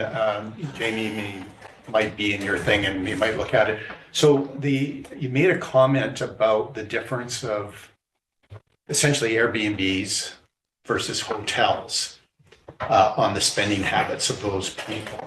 And so I would agree 100%. 10 years ago when I was doing Airbnbs and basically on a flop down mattress in somebody's living room somewhere in the world, that at that time, it was hyper budget kind of thing, and didn't spend money on anything because we used their kitchen to make our sandwiches. Today, my experience is I'm usually going hotels because they're cheaper, not Airbnb. So anyway, so I think that, the Airbnb thing has become almost virtual hotelish, and I'm not sure if there really is a difference, but maybe the consultant has insights on that. Thank you. So, Mr. Van Struth, go ahead. Okay, thank you. We're still in the process of finishing our research and putting the model together, so I can't give you a definitive answer right now as to how much of a difference we think there will be in our model. And some of the differences may not be just based on Airbnb versus hotel. There may be, for example, visitors coming for a ski vacation may be coming with a larger party size and renting an entire home as opposed to a single hotel room. So the differences may be driven in part by where they're coming from, how long they're staying, what their purpose is for visiting, as opposed to just the Airbnb versus the hotel. But we're still in the process of collecting as much local data as we can find and putting that together. So we'll see, I guess, at the end of the day, how much of a difference there is. Good. Councillor Staples? Yeah, I'm not sure if the information provided answered Councillor Palmer's question, but I know as somebody who travels with young kids, I tend to prefer to stay in Airbnbs merely for the fact that I'm able to offset the cost of a meal, possibly a breakfast or a lunch, by having something with a kitchen in it, as opposed to like when you're in a hotel, it's seldom that you're ever in a suite that has that kitchen facility. So just a parent traveling with young kids, that's my perspective. Good, thanks for that. And I think, Mr. Van Struth, if I may, what you're going to look at as far as financial repercussions in Airbnbs versus hotels, or how people have spending habits, will be really interesting for us to be able to look at that, to kind of get an idea of which direction is going to be best for the community as a whole, but just how people's spending habits are when they travel as well. That will be really, if you're able to capture that in some form, will be advantageous to this council. Councilor Palmer, do you have another question? Just a couple of, if we're okay with sort of comment there, anecdotal comments. Yeah, so just a couple of things, observing what's happening, what I would consider was a reckless approach by the province of doing everything to create long-term accommodation and didn't think through. So I think Kelowna is the big example of fairly massive unintended economic consequences by doing that on multiple layers, and they're trying to correct that right now.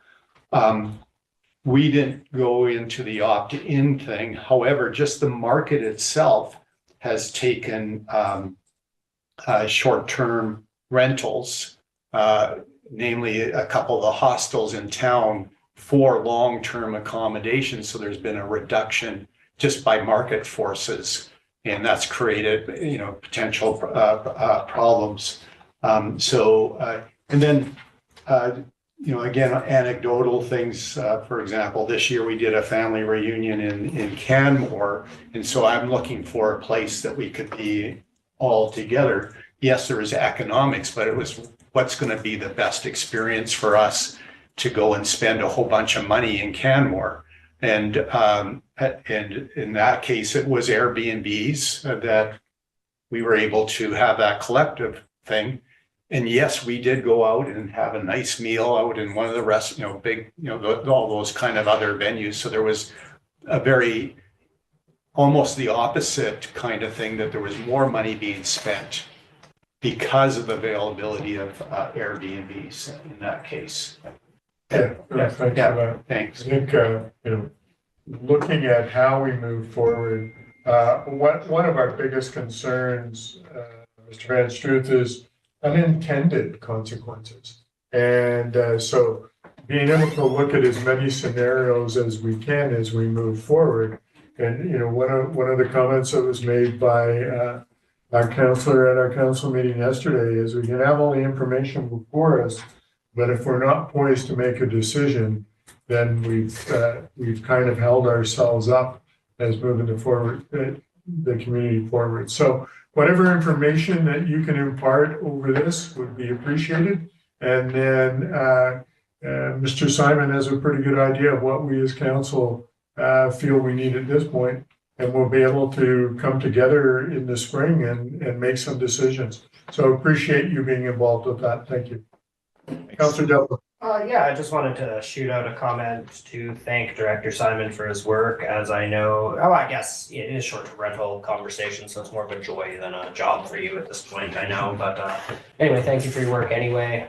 I know you would do it for fun off the clock if you could. Thank you. Yeah, Councillor Cherry. Yeah, I just have another question through Director Simon. In these scenarios, are we still looking at taking away the terminology for bed and breakfast off the table and merging the two into one? Through your worship, Councillor Cherry, yes, we would be looking at basically reclassifying our uses. Right now, it's still tentative, and we do need to get some feedback from the community. We'd be essentially looking at 3 different layers. One of them would be a principal resident occupied short-term rental. So you're living upstairs, renting out your suite, or vice versa, or whatever that looks like within the development form that council ultimately deems appropriate. The second one would be a residential building, a residential dwelling unit that is a whole home rental, so an absentee owner. And then the third one would be your traditional tourist accommodation that would be classified as a commercial use. So you can think of it as 3 layers of tourist accommodation. For bed and breakfast? No, just overall. So the bed and breakfast would be reverted to the first layer. Okay.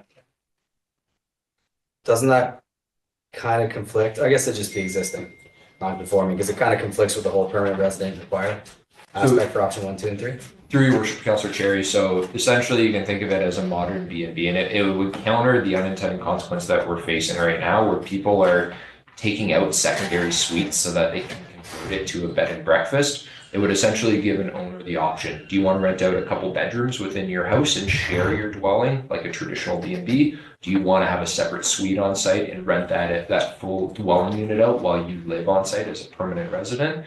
And if you were someone who said, I just want to rent out my whole house and I'm not going to live there, it's my second home, that's when you would move to that next level of tourist accommodation that we would be a little bit more prescriptive on where we permit that within the city. Pertinent. If I can follow up, Mr. Gibbs, do you see any issues with this for bylaw? This change? Through your worship, it is something we'd have to unpack a little bit more. If this is one of the policy options we're deciding to go with, we would have to do a little bit more of a deeper dive on what that would look like and kind of those unintended consequences. Through your worship, if I might add, one of the things, and this is where Mr. Van Struth and his team will be helpful. Right now, the numbers, when you take out the CD zones, we're at around 35, 36 STRs and 45 bed and breakfasts in the community out of 2,500, 2,700 some odd dwelling units, right? How much of an increase is that going to be? So the bylaw team is very well equipped because they would be enforcing regulations that are similar to what we have. Those regulations would just be further spread throughout the community. So one of the things we'd have to unpack, Mr. Gibbs is referring to, is that scale going to increase so significantly as a result of this policy change that now instead of dealing with 70 licenses outside our main CD zones where the stratas predominantly deal with the enforcement, is that going to go up 10-fold, 15-fold, or is it going to double, or is it not even going to? And that's where Mr. Van Struth might help us with what those transitions would look like and how much of an uptick we could expect in business license issuance for short-term rentals with any changes that we make. But this would all be detailed in options for council on what we anticipate the implications to be. And one thing council should really consider as part of this, robust monitoring. We are never going to get anything 100% right off the bat. I think we've learned that through short-term rental, grappling with it over the last 10, 15 years. We have to monitor this every couple of years. And if those business license numbers spike by 300% and our vacancy rate dips, maybe that's one of the unintended consequences that we need to reevaluate our short-term rental position at the conclusion of that evaluation period. So robust monitoring and evaluation needs to be coupled with any policy changes that council considers. Thank you for that comment, because I think that's absolutely essential to moving this project forward. We've seen the failures in the past and as we move forward. So any other comments from Mr. Parliament? Go ahead. Well, I got to take advantage of Mr. Struth being here. I got a question for you, sir. Latest report from the Airbnb industry is hotel prices in Vancouver have climbed almost 200% in the last 5 years. And the Airbnb industry is claiming that's because the provincial government has reduced supply with some of their, and I quote, draconian measures. Is there any validity to that? Are you free to comment on hotel prices that are now topping $330,000 as a base, $330 as a base, up to $510 a night, and they're projecting with FIFA next year they could top $600 a night? Is it attributed, in your opinion, to what Airbnb industry is saying? Thank you. I don't really think I in a position to comment specifically about that. I haven't looked at the Vancouver market in enough detail to say. I mean, it makes sense broadly that if you're restricting supply in one part of the market, other parts of the market, the price is going to go up. But beyond that, I'm not sure. I couldn't say. Thank you. Good political answer. What party does he belong? All right, Councillor Landa, you have a question before we move on? Yeah, thank you. A question for staff, focusing on just confirming next steps. In the next steps section of the report, it discusses further refinement of scenarios based on feedback from council. So does that mean the 3 scenarios presented here, like suggesting changes now or at the next council meeting? And then the second part of the question is the economic impact assessment. How will that be integrated into consideration? Will that be something we see prior to going to public engagement in January? Mr. Simon. Through your worship, Councillor Orlando. So it is referring to feedback from council through committee of the whole today. So again, this was kind of the next touch base where it was, did we capture the feedback from the October committee of the whole meeting appropriately before we proceed with public engagement? And the plan was not to come back to council prior to proceeding to public engagement. We'd be looking at doing that in January, February, and of course, council will be invited to attend those sessions if they choose to. And as part of that public engagement, not only do we want to unpack these scenarios for the stakeholders that participate in those engagement sessions, we want to have the details of the economic analysis and housing impact analysis dialed in so that people can objectively see the way that each scenario might unfold through implementation in the city. And then if there's feedback from the community that warrants changes, slight tweaks and changes to those scenarios, then we would present that to council, run it back through the economic housing impact so that council gets the full picture. And if council directs further public engagement at that time, then we can certainly do that, and notwithstanding any budget considerations. Yeah, so thank you, Mr. Simon, for the Director Simon for the summary. I appreciate it. So to be clear, this is not going back to council. This is just, we're reviewing the 3 different points in front of us today. And if we need to make changes prior to public engagement on this, we would need to do that today at the committee of the whole. Through your worship, yes, that is correct. And if council does want to pass a resolution for this to be brought forward to them in the new year prior to public engagement, that is certainly something that we can do, but I would leave that decision up to council. So go ahead, Councillor. Yeah, and just by way of comment, yeah, just if that's new information to me. If people want to make changes, they want tweaks on the individual ones, now is the time. I don't think we necessarily need to go back to council. I think we can do that here at this point if we want to right now. So thank you for clarifying. Appreciate it. Go ahead, Councillor. Yeah, so just for clarity, so this is basically an update. You're saying we could make a formal resolution, but basically you have already that's de facto already there, the approval to march ahead with the public engagement piece, I believe already. Through worship, yes, that's correct. Our next steps would be public engagement. Again, today was really, we've heard what you said. Did we capture it appropriately? And is there any major showstoppers, big red flags where it's like, go back to the drawing board, unpack this scenario a lot more because we don't like how it's sounding. So we're good. Yeah. So from my perspective, as one person around this table, I think you've heard what we've had to say. You've got it be concise. Let's move it forward to the public. All right. Someone want to make that motion to move it forward? Not really necessary, but I would like to have that resolution. Councillor Palmer? Yeah. Councillor Palmer, you're going to move that to move it forward to the public. Councillor Cherry? I'll second it as long as it contains information we discussed about today as well. Contains what? Some of the stuff we talked about today as well. Mr. Simon, I want to hear from you in dealing with the stuff that he was talking about earlier. So through your worship, I just want to clarify that the information you're referring to specifically relates to the development form that we would permit STR in, and having that broader conversation with the public to get feedback on if they think we should be expanding the development form that it would be permitted in. Is that correct, Councillor? That's what I was going for, yes. Okay. But it only works if Councillor Palmer's on board. Councillor Palmer. I guess I'm a little bit confused. I think that basically the reports here, this is what we're moving forward, and that's the intention. If we're diving into that depth that we did last time, which we had a lot of discussion, we weren't all aligned. Yeah. But there was compromises around the table, especially around scenario 2, I believe it was, that we tweaked and tweaked and tweaked. And I wasn't 100% and others weren't 100%, but we got into that little consensus point. And so basically the motion is no, proceed. That's what the intent of my motion there. Mr. Simon. And through your worship, all of council, sorry to interject, but just to clarify as well, you'll notice on page 3 of the report, it does say like we did get feedback from council and looking at the development forms, and we indicate that this would be a key provision to get further feedback from the public on. Again, because it is that double-edged sword, and I think it would be really critical before we expand the development form that we allow PR in, that the public has an opportunity to weigh in on that piece specifically, and I'm sure council would want to understand the public's view before making a final decision on that. It's good, Councillor Dillon. Oh, I was actually just about to say that it is in there, so there's nothing to worry about. So I'm going to go back. The motion on the table is to put forward what's already here in the package.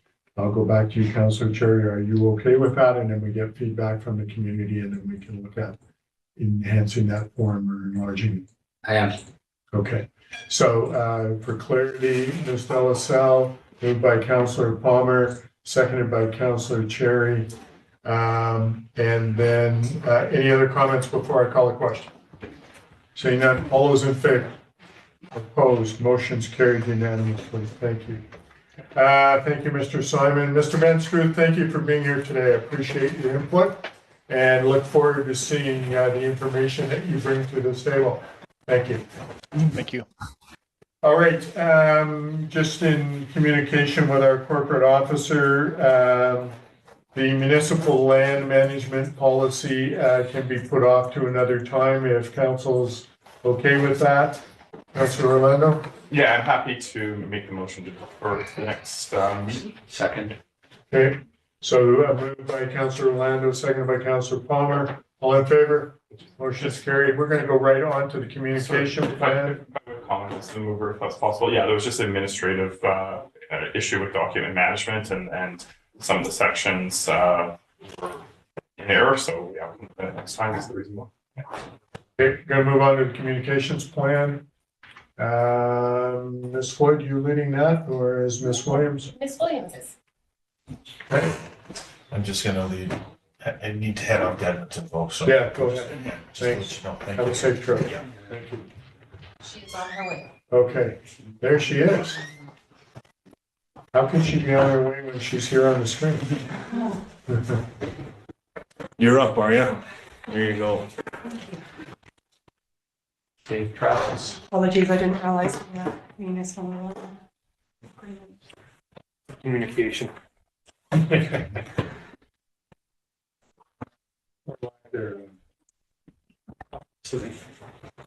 least I can run now, though.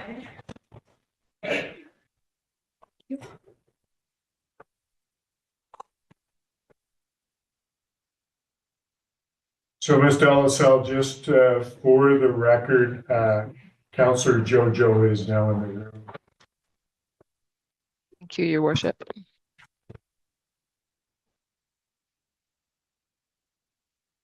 Ms. Williams, you're up. Take a breath. It's a long run. Hi, everyone. So today I'm bringing forward the Strategic Communications Plan for your consideration. The first one ever, I believe, for the City of Revelstoke. Yep. Correct me if I'm wrong. This is a strategic framework with long-term goals and operational guidance for facilitating effective management and coordination of information for the City of Revelstoke. The vision is that we, as an organisation, provide clear, transparent and accessible information for our residents, employees, council and interested parties across all departments. That through external and internal communications, we can build a clearer understanding of the city's services and its programs. And by doing that, we ensure the community has opportunities to provide input on new or changing programs and initiatives in a way that they can understand and feel confident of engaging with. It's not an easy task, nor is it a quick task, but it should be one that is understandable and trackable, which is why I believe various councils that have sat at this table have wanted a communications plan.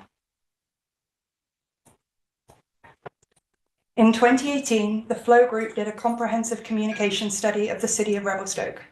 In the spirit of saving money and time, I utilised this, plus my own time and experience here, to form the following 5 goals. 1. Develop a culture of clear and consistent communication that connects the city of Revelstoke, councils, residents, and interested parties. 2. To enhance communications as an operational process, ensuring that it has the resources needed to succeed. 3. Establish a crisis communication plan. 4. Increase resident participation and engagement in the city's decision-making processes. And 5. Smooth internal communication processes to allow for more efficiency between departments. These 5 goals are very broad on their own. Just my ADHD brain going. Don't stop now. These 5 goals are very broad on their own, and so they've been broken into 57 objectives. These objectives cover policies, plans and strategies, resources, visual identity, communication channels, and then specifically under that category, we've got media relations, print and promotional, in-person engagement, the website, the City Views e-newsletter, alerts, and paid advertising. The implications of this plan are outlined in the discussion paper. You'll note that I've suggested a large amount, if approximate in nature, of communications time should be spent on these, with the rest spent supporting departments in actioning these points and working with them on big public engagement campaigns. However, I do think it's important to note that the day-to-day tasks, nor the putting out fires type tasks, have been included in this plan. In the long term, it is my hope that by meeting these objectives, a lot of the reactive communications will be reduced, leaving more time for intentional communication actions. I want to include this point to help you build a realistic timeline and understand why communication ideas and actions may seem to take their time. It's also to help everyone understand why focusing on meeting the bar is more important than raising the bar at this time. All that to say, out of those 57 objectives, 10 have not been started, but 36 are in varying stages of in progress, and 11 have already been completed. So my questions to the committee of the whole are, do you agree with the vision? Do the goals and objectives outlined in this plan align with your priorities? Do you think these objectives meet the communication needs of Revelstoke's community? And if the plan's approved by council, how often would you like to receive updates on it? And So now you want answers, where we got to do work. I'm impressed, very impressed with the work that you're doing, how you brought things together, the amount of work that you've got done in the year that you've been working on this. So, Ms. Williams, kudos to you for doing what you're doing. You're bringing things forward, and you're able to pivot on the fly to get the things done that need to be done when you see or hear council suggesting things. So thank you for that. So council, I'll go to you. Is there any comments regarding the first part of Ms. Williams' questions?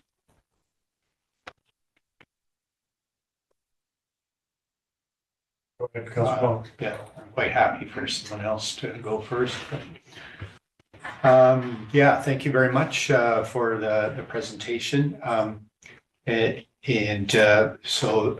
thank you for the simplified version here. That's very helpful, especially when all these, the meetings and stuff. So it's easy for me to absorb this very quickly, and that's highly appreciated.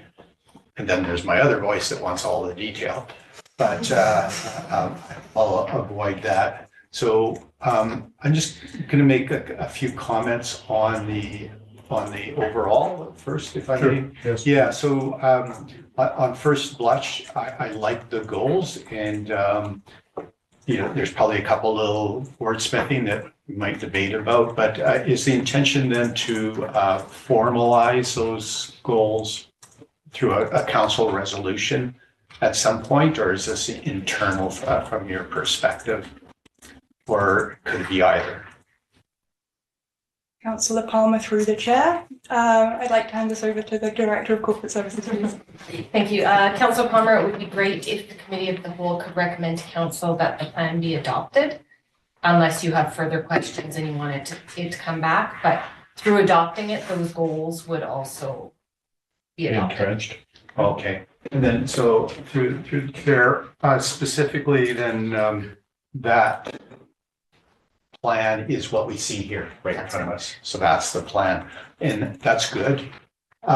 So I would be happy to do that. I do have a few more questions. So on the 57 objectives, that's a lot of objectives, and I like your chart. So I'm assuming the number is off to the right, 1 to 10. That's the number of objectives in each one of these. So that's great to see that.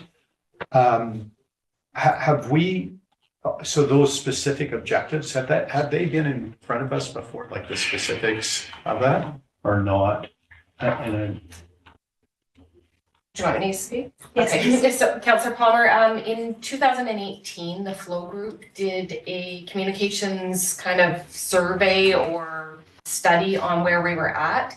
So Ms. Williams included a bunch of those objectives right, that had just been sitting there stagnant. right. I believe she may have added 1 or 2 that she has picked up since her time here. So in answer to your question, you've never seen it?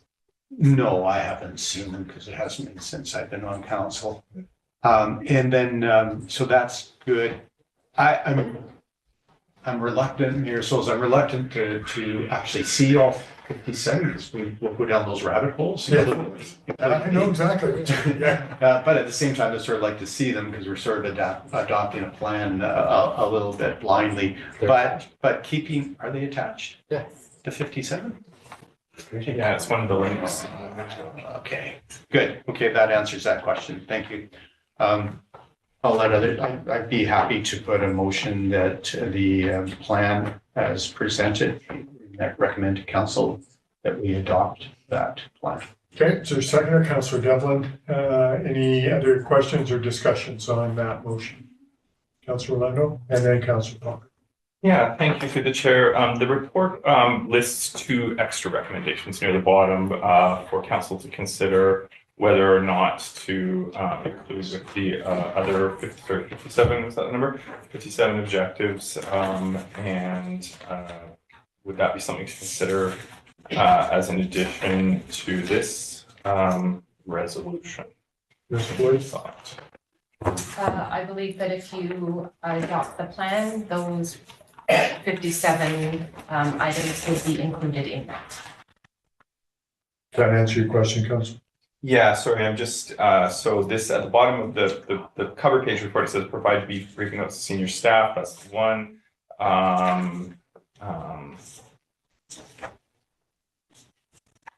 Sorry, just let me read the following or something. So by adopting 57, these 2 items are included, is that correct? Correct. Okay. Councillor Orlando through the chair. Are you referring to, just to clarify from my part, are you referring to under financial or the administrative? I'm looking at the administrative one at the bottom. So it says, well, most of the facts included in the objective sections are currently in progress. The additional ones would be added. So just seeking, I was just seeking clarity on that. Thank you. Councillor Orlando through the chair, just to clarify on my part, so they would be currently part of the ones that have not been started. Okay. Yes. Excellent. Thank you. Any other comments? Councillor Palmer, sorry. Yeah, thank you, Mayor Souls. Okay, so now I'm seeing the detail there. So speaking to the motion of adopting that. I guess one of the things I might be looking when this comes before council is maybe a couple things to consider. I'm wondering if those 57 things should be an attachment that can be massaged without it amending the plan so that we stay at that high level. So that's a suggestion. I think Cindy will be able to help navigate that. And then as far as this sort of formal document, I really like the visuals that you have in here. So specifically those 4 or those 5 goals, so they're really clear, and then so that we focus on those things at the policy level, because I think that's the critical thing. So I'd almost like to see that color thing that you have there, and maybe some reference to the details. But I would suggest that be as an attachment that can be amended without changing the plan. Go ahead, Mr. Williams. Thank you. I would just make one more comment. Thank you for appreciating the PowerPoint presentation. This is one of the new templates that has gone out to management. So great. Yeah, I appreciate that because it's very concise and streamlined, and that's what we like, especially for an old guy like me. I like colors like engineer department. Except they won't let me have crayons.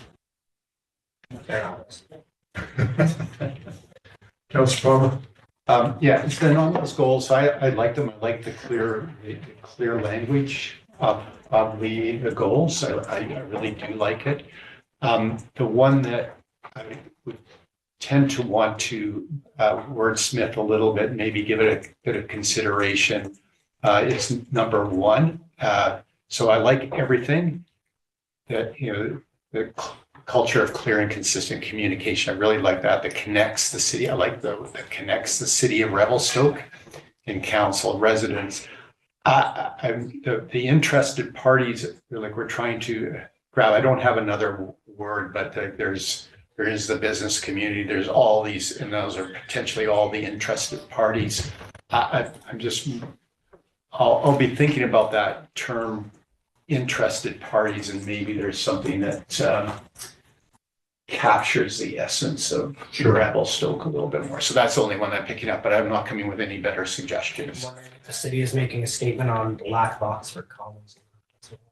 I don't know that we have a policy about that.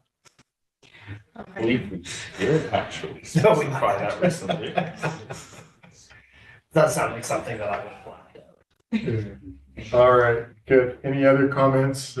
Just speaking, if I may, through the chair, just speaking generally, again, looking at point 2 there in terms of resources needed.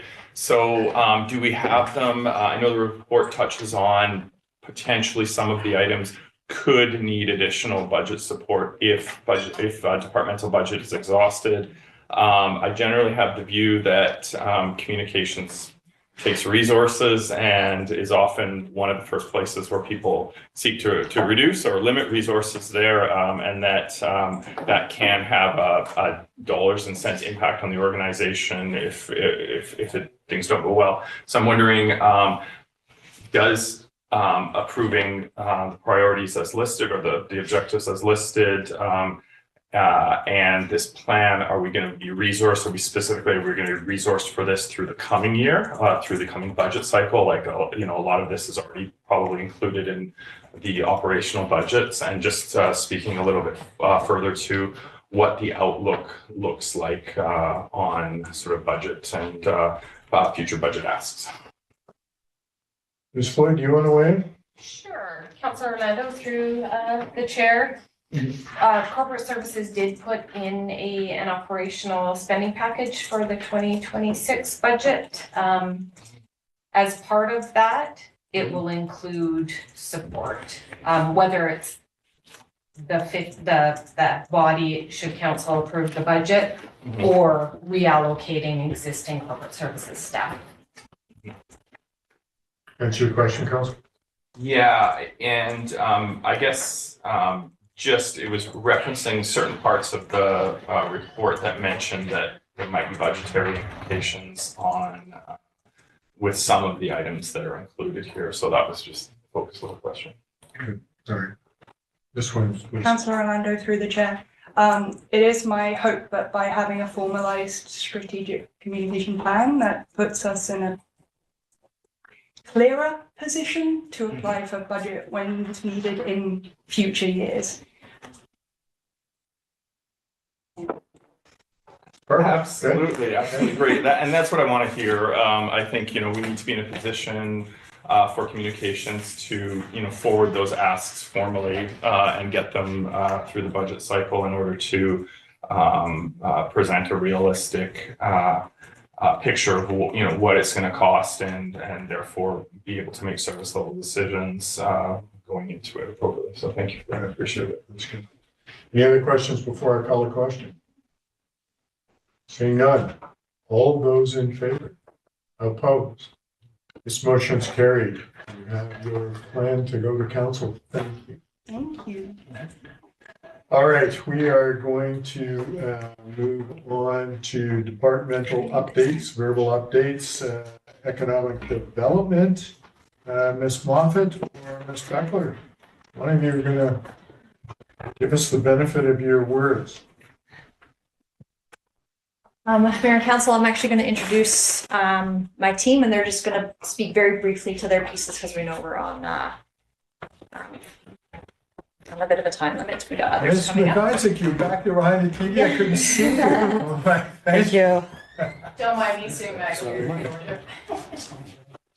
So everybody knows my team. So Michelle is the economic development coordinator, and Megan is the community development coordinator. So they're just going to speak briefly to their pieces of the report.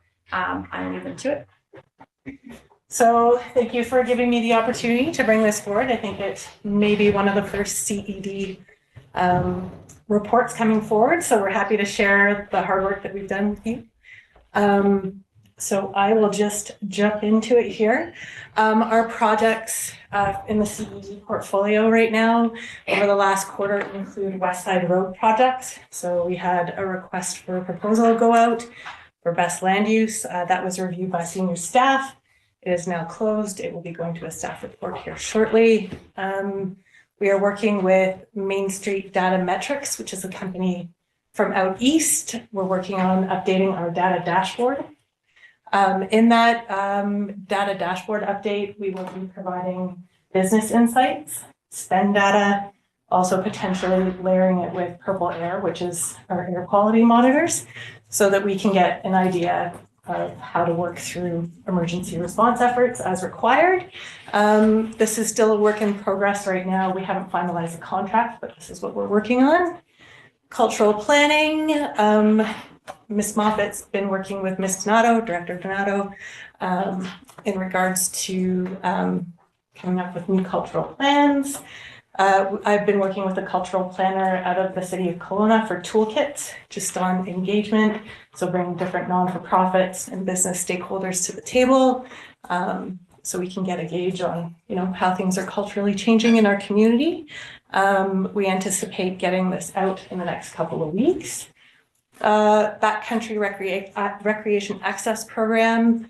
Right now, we are currently speaking with a couple of contractors, one that's worked with Helicat Canada to get some data and information. Also, last week, we were away at a conference in Salmon Arm, speaking with Phil from the Shuswap Trail Alliance, just to kind of bring our tourism stakeholders to the table to apply for funding together. It's kind of going to be the objective moving forward. So that's in the works currently. Working with our tourism partners, we got the RMI contracts all drafted. Those will be signed next week for 2025, and we're streamlining the 2026 process. Partnership projects that we have on the go include working with the Chamber on the Business Retention and Expansion Program. So we've had a couple contractors working on that, and they're bringing their findings forward soon. So that's an update about what we've been up to for the last couple months. Partnership engagement is something we take seriously. We've been working with the Chamber, Tourism Revelstoke, Community Futures, Revelstoke Accommodation Association, BC Hydro had a stakeholder meeting that we attended. Fabrication Lab is up and running again. So working with them, we've had our airport working group. We've been working with other municipalities for best practices on some of these projects, including the airport and the cultural planning. REDC grant applications have gone through as previously discussed, and looking at master plans from other communities. You can see we've kind of broken out our meetings. Kat was able to update Q1 and Q2. So you can see the number of nonprofit government and committee meetings that we've had. And then, oops, right, through the next slide. You can see here we're wanting to just relay to you the number of letters of support that we write through our department. So for REDC that just came up, we wrote a letter of support for the Outdoor Recreation Council of BC. So they got that. So a couple went out this month. And then you can see the number of grants. We're trying to give you an idea of how many grants we're applying for moving ahead in the future. So the REDC capacity grant for 50 grand. And then you can see we're going to try to create information for you about funding distribution. So you can see in Q3 that $95,000 in RMI funding went through the door, and then previously EOF funds for 158. Okay, so that's a little bit of the update here for me. I'm going to pass it over to Ms. McIsaac. Thank you. Great. Thank you. Great, thanks, Michelle. Thank you, Mayor and Council. I'm happy to be here today to introduce myself and my work. The position had been vacant for about a year, so just wanted to kind of update you on where I picked up and where I'm moving forward. Part of the job when I first got in was to learn and understand where things were, so I spent a lot of time with partner engagement, sitting at tables, having meetings with people, understanding where things were at, where things are at, and where they need to be going forward. So there's my partner engagement piece. Interior health, when it's government, it's both local, provincial, and other government organizations. I have a lot of meetings. I met a lot with not-for-profits, and online is meetings online with people, but also workshops, engagements, other types of learning opportunities online that help me engage in my role. And then as I was doing all the learning and meeting the people, sitting at the tables, gathering all the information, I have 4 main projects that I've picked up on since I started the role. The 2 main ones I originally picked up on were projects that were left off but not completed and endorsed by council. So one of those is the emergency heat response plan. So meeting with Dave Moan, meeting with LFI on food security, businesses with community futures, trying to pull all those pieces together. To pull the recommendations out of that plan to present back to council on what we do in an emergency. Also meeting with Francesca on that crisis communication plan and making sure we're overlapping on all the proper pieces so that when we pull these plans together, they're really accurate and overlap with other parts of the community. The poverty reduction strategy was another that had originally been done in 2012. It was updated in 2022, but again, incomplete to get forward. So I've been working on those pieces as well. Pulling things together and working with outreach with several different community organizations and members on that. Currently, the top 2 things I've kind of been in my realm, living wage. So I just got all of the living wage information from the province this week. So I've been working on media release. I have a meeting with Gary next week and with Stoke FM on the radio. So trying to get that communicated out to the community on what this is, what that means, and making sure that's understood. Welcome Week is happening every November. So I've been working with Community Futures, the Chamber of Tourism, Parks and Rec, different organizations to organize an event to welcome newcomers and the community where they can collaborate on an event and come together to understand and be more involved in the community. Something that's not on here that also I'll be moving into is the Ready Grant program through CBT. So now that Kat has a team together, we are transferring that program over to CED. So I'll be assisting Kat in taking that over. So I've been working with CBT, Tessa on that transition and be rolling into that and getting that organized coming into the new year. Perfect. That's all I got. Wow. Thank you for what you do over there. I appreciate the 3 of you, the work that you're doing. And it's great to see it in front of our eyes as to your accomplishments and where you're moving. Council, any questions? Don't be shy. Thank you all. Appreciate your time. Thank you. All right, we're going to move on to development services, third quarter. So, gentlemen, who goes first? Fight for it. Through your worship, Mr. Gibbs has taken over the, All right, well, he's been leading it, so I will pass over. great. Mr. Jeps, you're up. Yep, so we won't be doing any formal presentation for this today, but as requested, we are bringing forward our regular quarterly reports. This is where we're at for Q3. We will be bringing forward Q4 probably early January for the first one in January. Then that way we can give council a full picture of what the year in total looked like, which to the request of council in previous versions of this, it will be a much more detailed version. In comparison to this one, it'll include a lot more of the comparison year over year versus this one, which we're mainly doing comparison over quarterly. So any questions, here to answer. Okay, any questions for Mr. Jeps? Councilor Paul? Thank you, Mayor. So as I look forward to that more comprehensive one, it's always that sort of trick. In these quarterly reports, so you got quarterly, we can you can sort of see what's happening this year. It doesn't really give me a sense of trends necessarily because it, you know, whatever, like tickets were issued, so there's numbers there. So I look forward to that other. I still sort of wonder if maybe at least the last, you know, five quarters on it. I know the problem is then suddenly you get too much information, so there's a balancing act there. But yeah, so it's good. Thank you for it. All right, appreciate that. Any other comments, Councilor? Through the chair, a question regarding just one specific statistics on bylaw compliance for vacation rentals. As Mr. Simon, Mr. Gibbs know, I always encourage them to toot their own horn on the fact that we're getting on top of compliance for non-conforming short-term rentals, that kind of stuff. We've been doing a really good job. This is something that I'm proud of, you know, and I think is a fundamental that we need to show community members that, you know, we're setting the laws and we're going out and enforcing them. It wasn't always happening in the past, largely because of, you know, the new nature of it and changes and resources, et cetera, and the legal framework that was lacking here. So, but I'm wondering, we're a little bit slower in quarter three. I'm wondering, are we getting to the end? Is that what that is indicating there? So I'm just trying to center stage that area of your work and maybe just get a little bit more insight on what's happening there. Mr. Jeps. Through your worship to Councilor Orlando, I'm just to confirm, I'm assuming you're referring to the calls for service portion of it? Yeah. Perfect.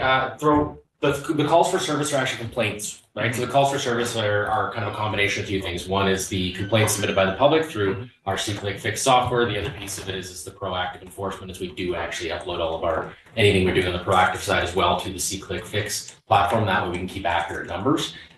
We are seeing a little bit of a downward trend right now. Obviously, the Q3 isn't the big vacation period, we'll say. We do see some of the seasonals for the summer, but less on the winters. We see a higher increase during the winter period on non-vacation rentals, but we are seeing overall a little bit more of a downward trend as we are actively monitoring it very closely thanks to the provincial portal. It does give our bylaw staff a lot more ability to kind of closely monitor those listings and then assist with the removal and the takedown notices specifically through that portal. So overall, we have seen that downward trend in Q3. Again, that is mainly on the proactive enforcement and heavily monitoring it on the portal there.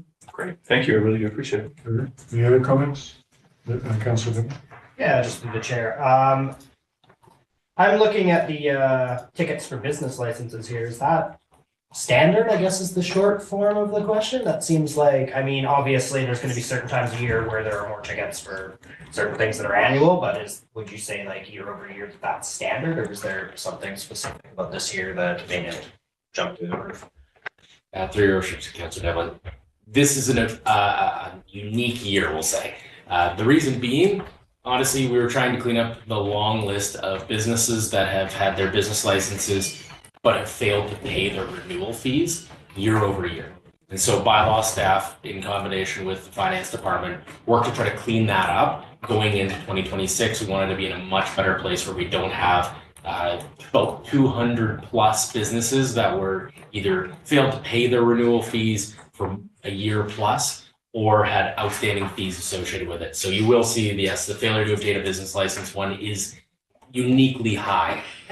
We hope that we will not see that trend going forward. Yeah, the reason I asked that was to make sure it wasn't something on our end that caused a bunch of people to not be able to pay or some change in policy.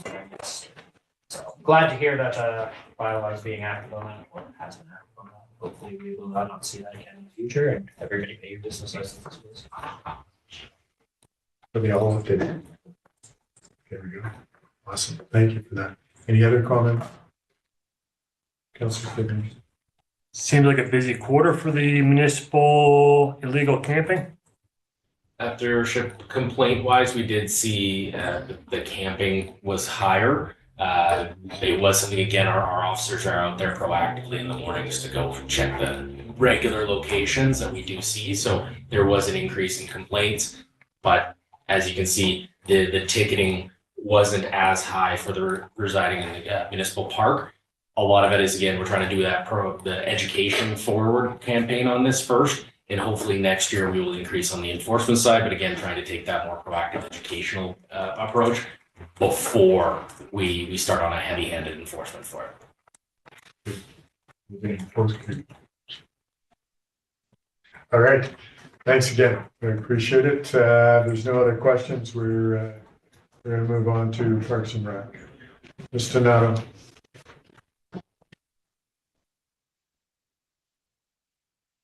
Thank you, Your Worship. I don't have a presentation today, but I'll just highlight some of the events and happenings we had around Parks and Rec this quarter, which would have been July, August, and September. So a fun time for the facility.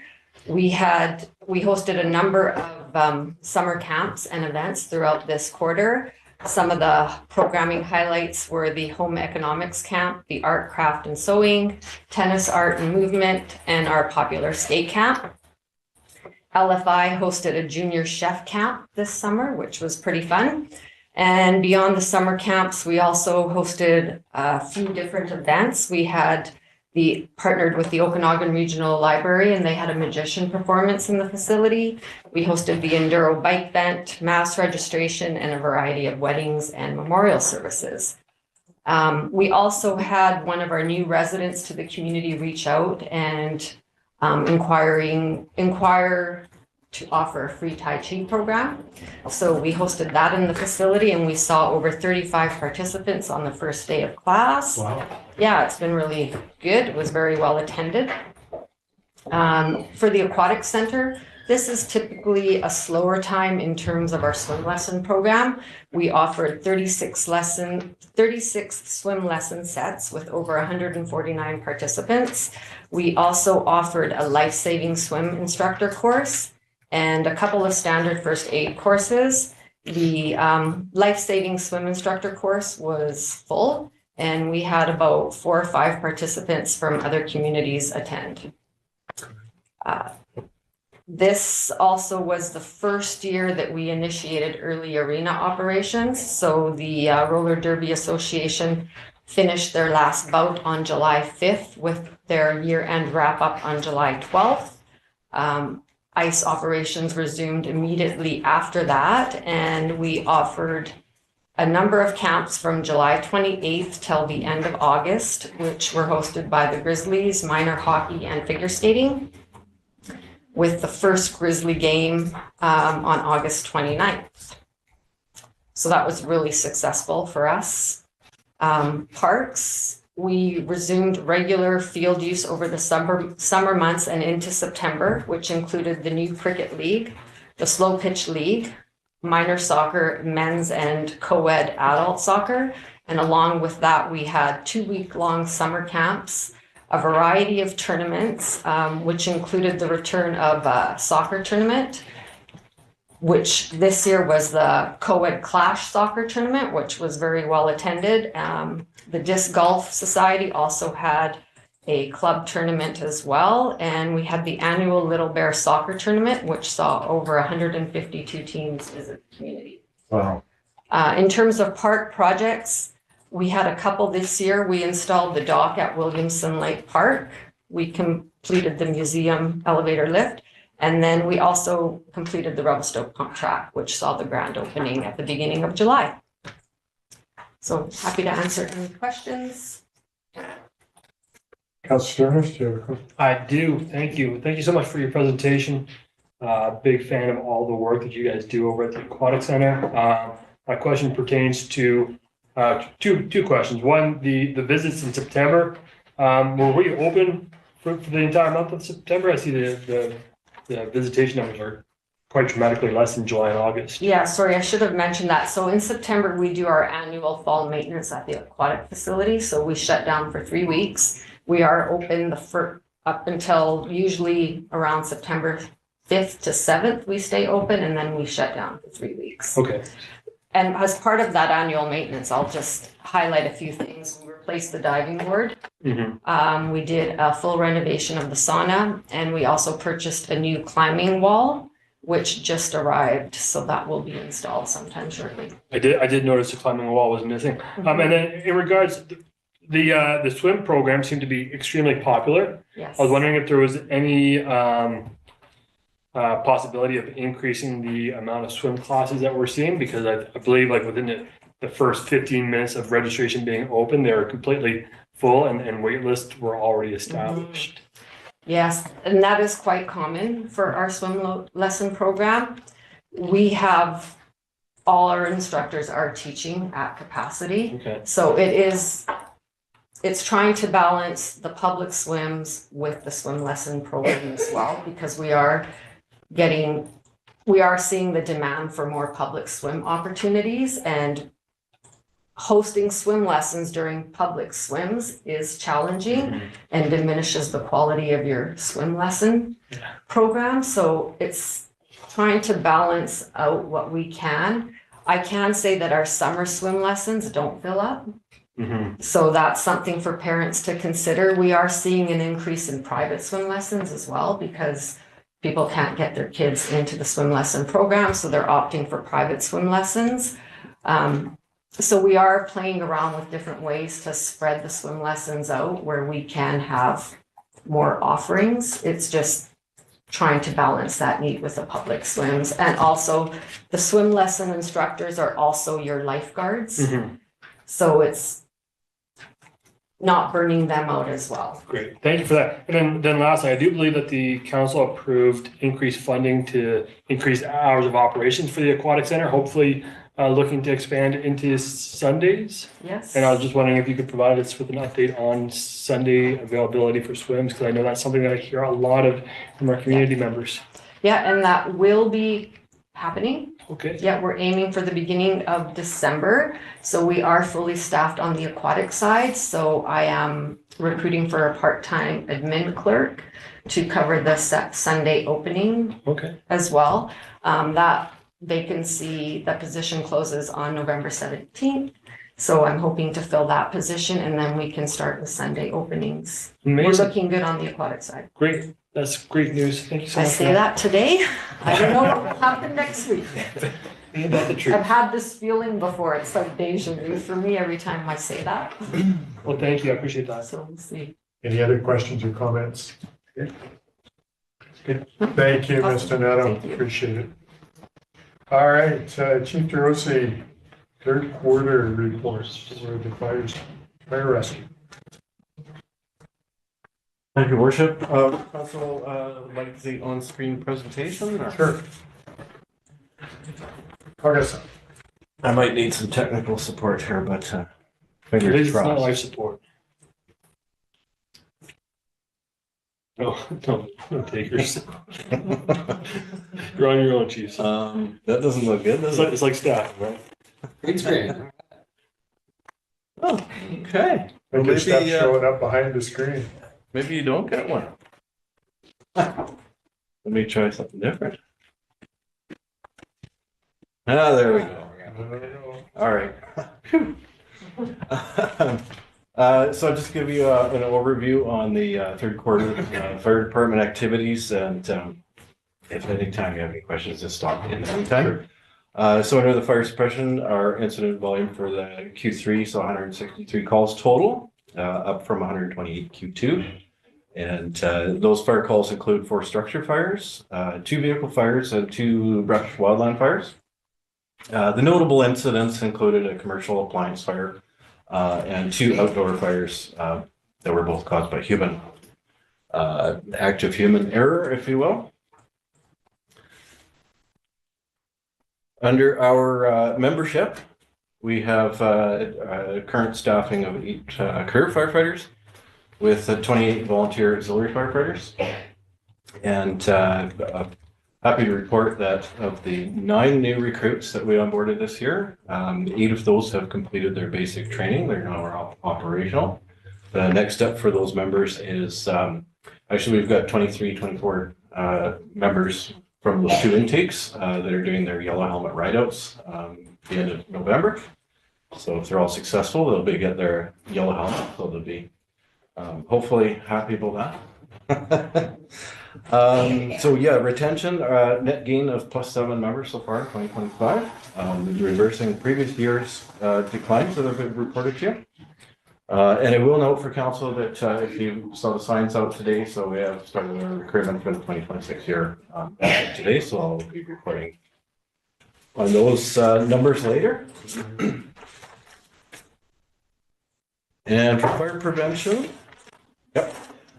Inspections, we've got 107 inspections completed year to date. So council requested that we add the 2 previous years to this column in the year to date column. So we've got 107 year to date with 62 of those requiring follow-up inspections.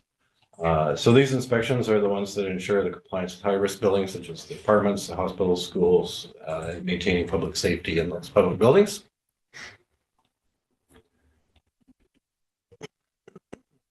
Working. Investigation. Oh, no. I missed something here, didn't I? There we go. Reportable fire summaries. Again, so 2 commercial, 1 vehicle, and 2 outdoor fires. So there's a discrepancy in that. The original discussion was 2 vehicle fires. 1 was outside of the city boundary. So that's non-reportable technical. We do advise the Office of Fire Commissioner of those fires, just so that they're kept informed. Even though we don't have to, but technically speaking, it's not a reportable fire.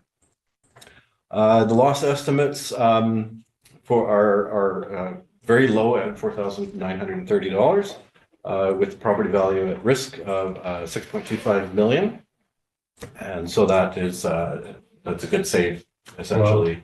Wow. So had the fire department not been able to get on top of that quickly, that was the value at risk there.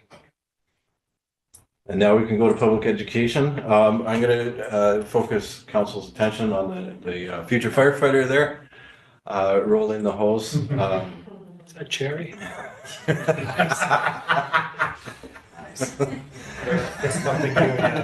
Everybody's got to look now when they hear that.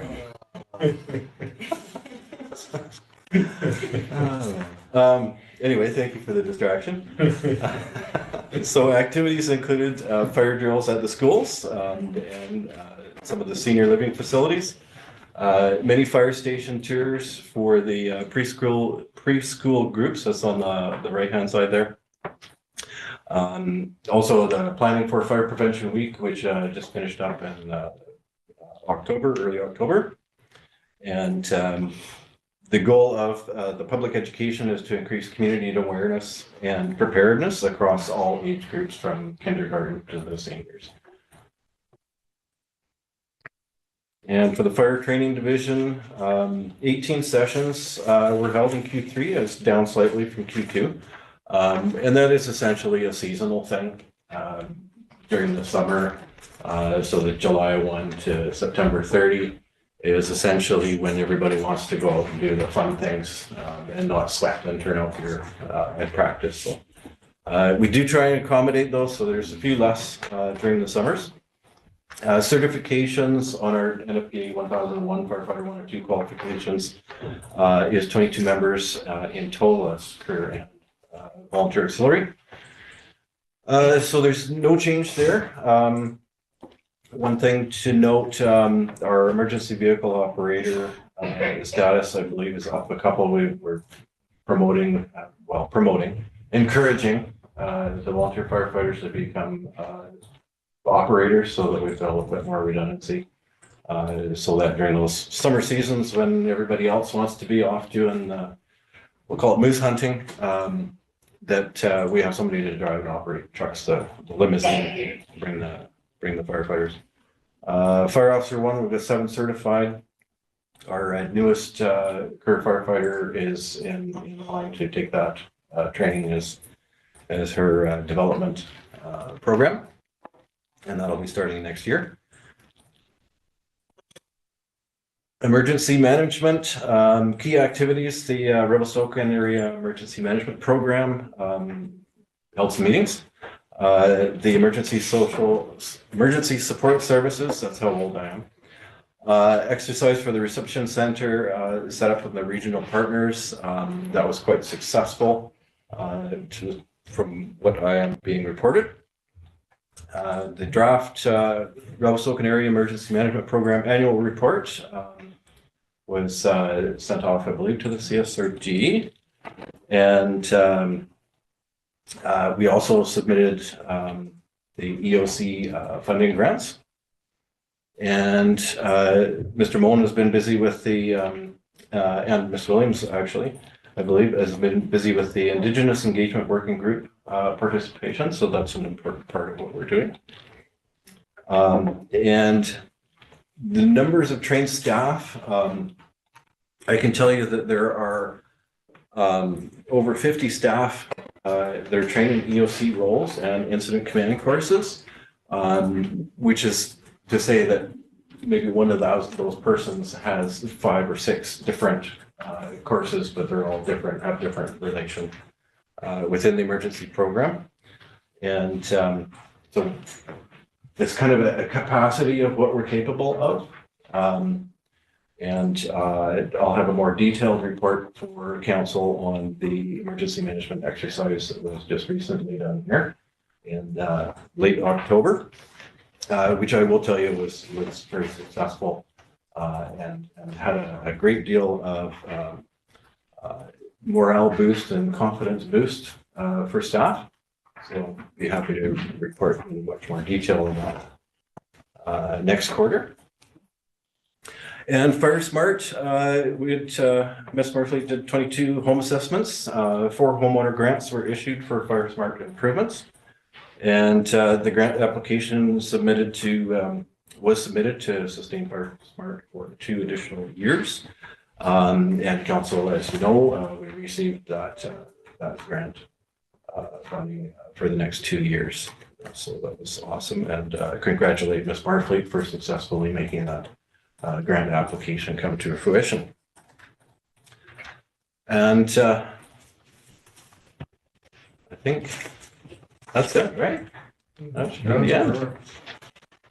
And as council is busy, I'm happy to take any questions or skedaddle. Any questions for Chief Rosen? I want to say thanks, Chief. I appreciate how the volunteers are moving up and that we're able to retain them. It's wonderful to see, and that our professional people are carrying on, getting their education and that sort of thing. I'm grateful for what Ms. Marfleet's doing with the Fire Smart program here in the community. I've done some work. I give her an application so I get some of my money back. But the fact that she put together the education process for community members to show that is the best. The way she assesses properties, second to none. I'm quite impressed. So thank you for that. Any other comments from council? Seeing none, you can skedaddle. Thank you. Appreciate that. All right, council, we are done for the day. I appreciate you taking the time. I know yesterday was long as well. So I will call for termination of the meeting. Councillor Staples, Councillor Devlin, all in favor? Motion's carried. We're done for the day. Thank you, Ms. Delaselle. Appreciate it.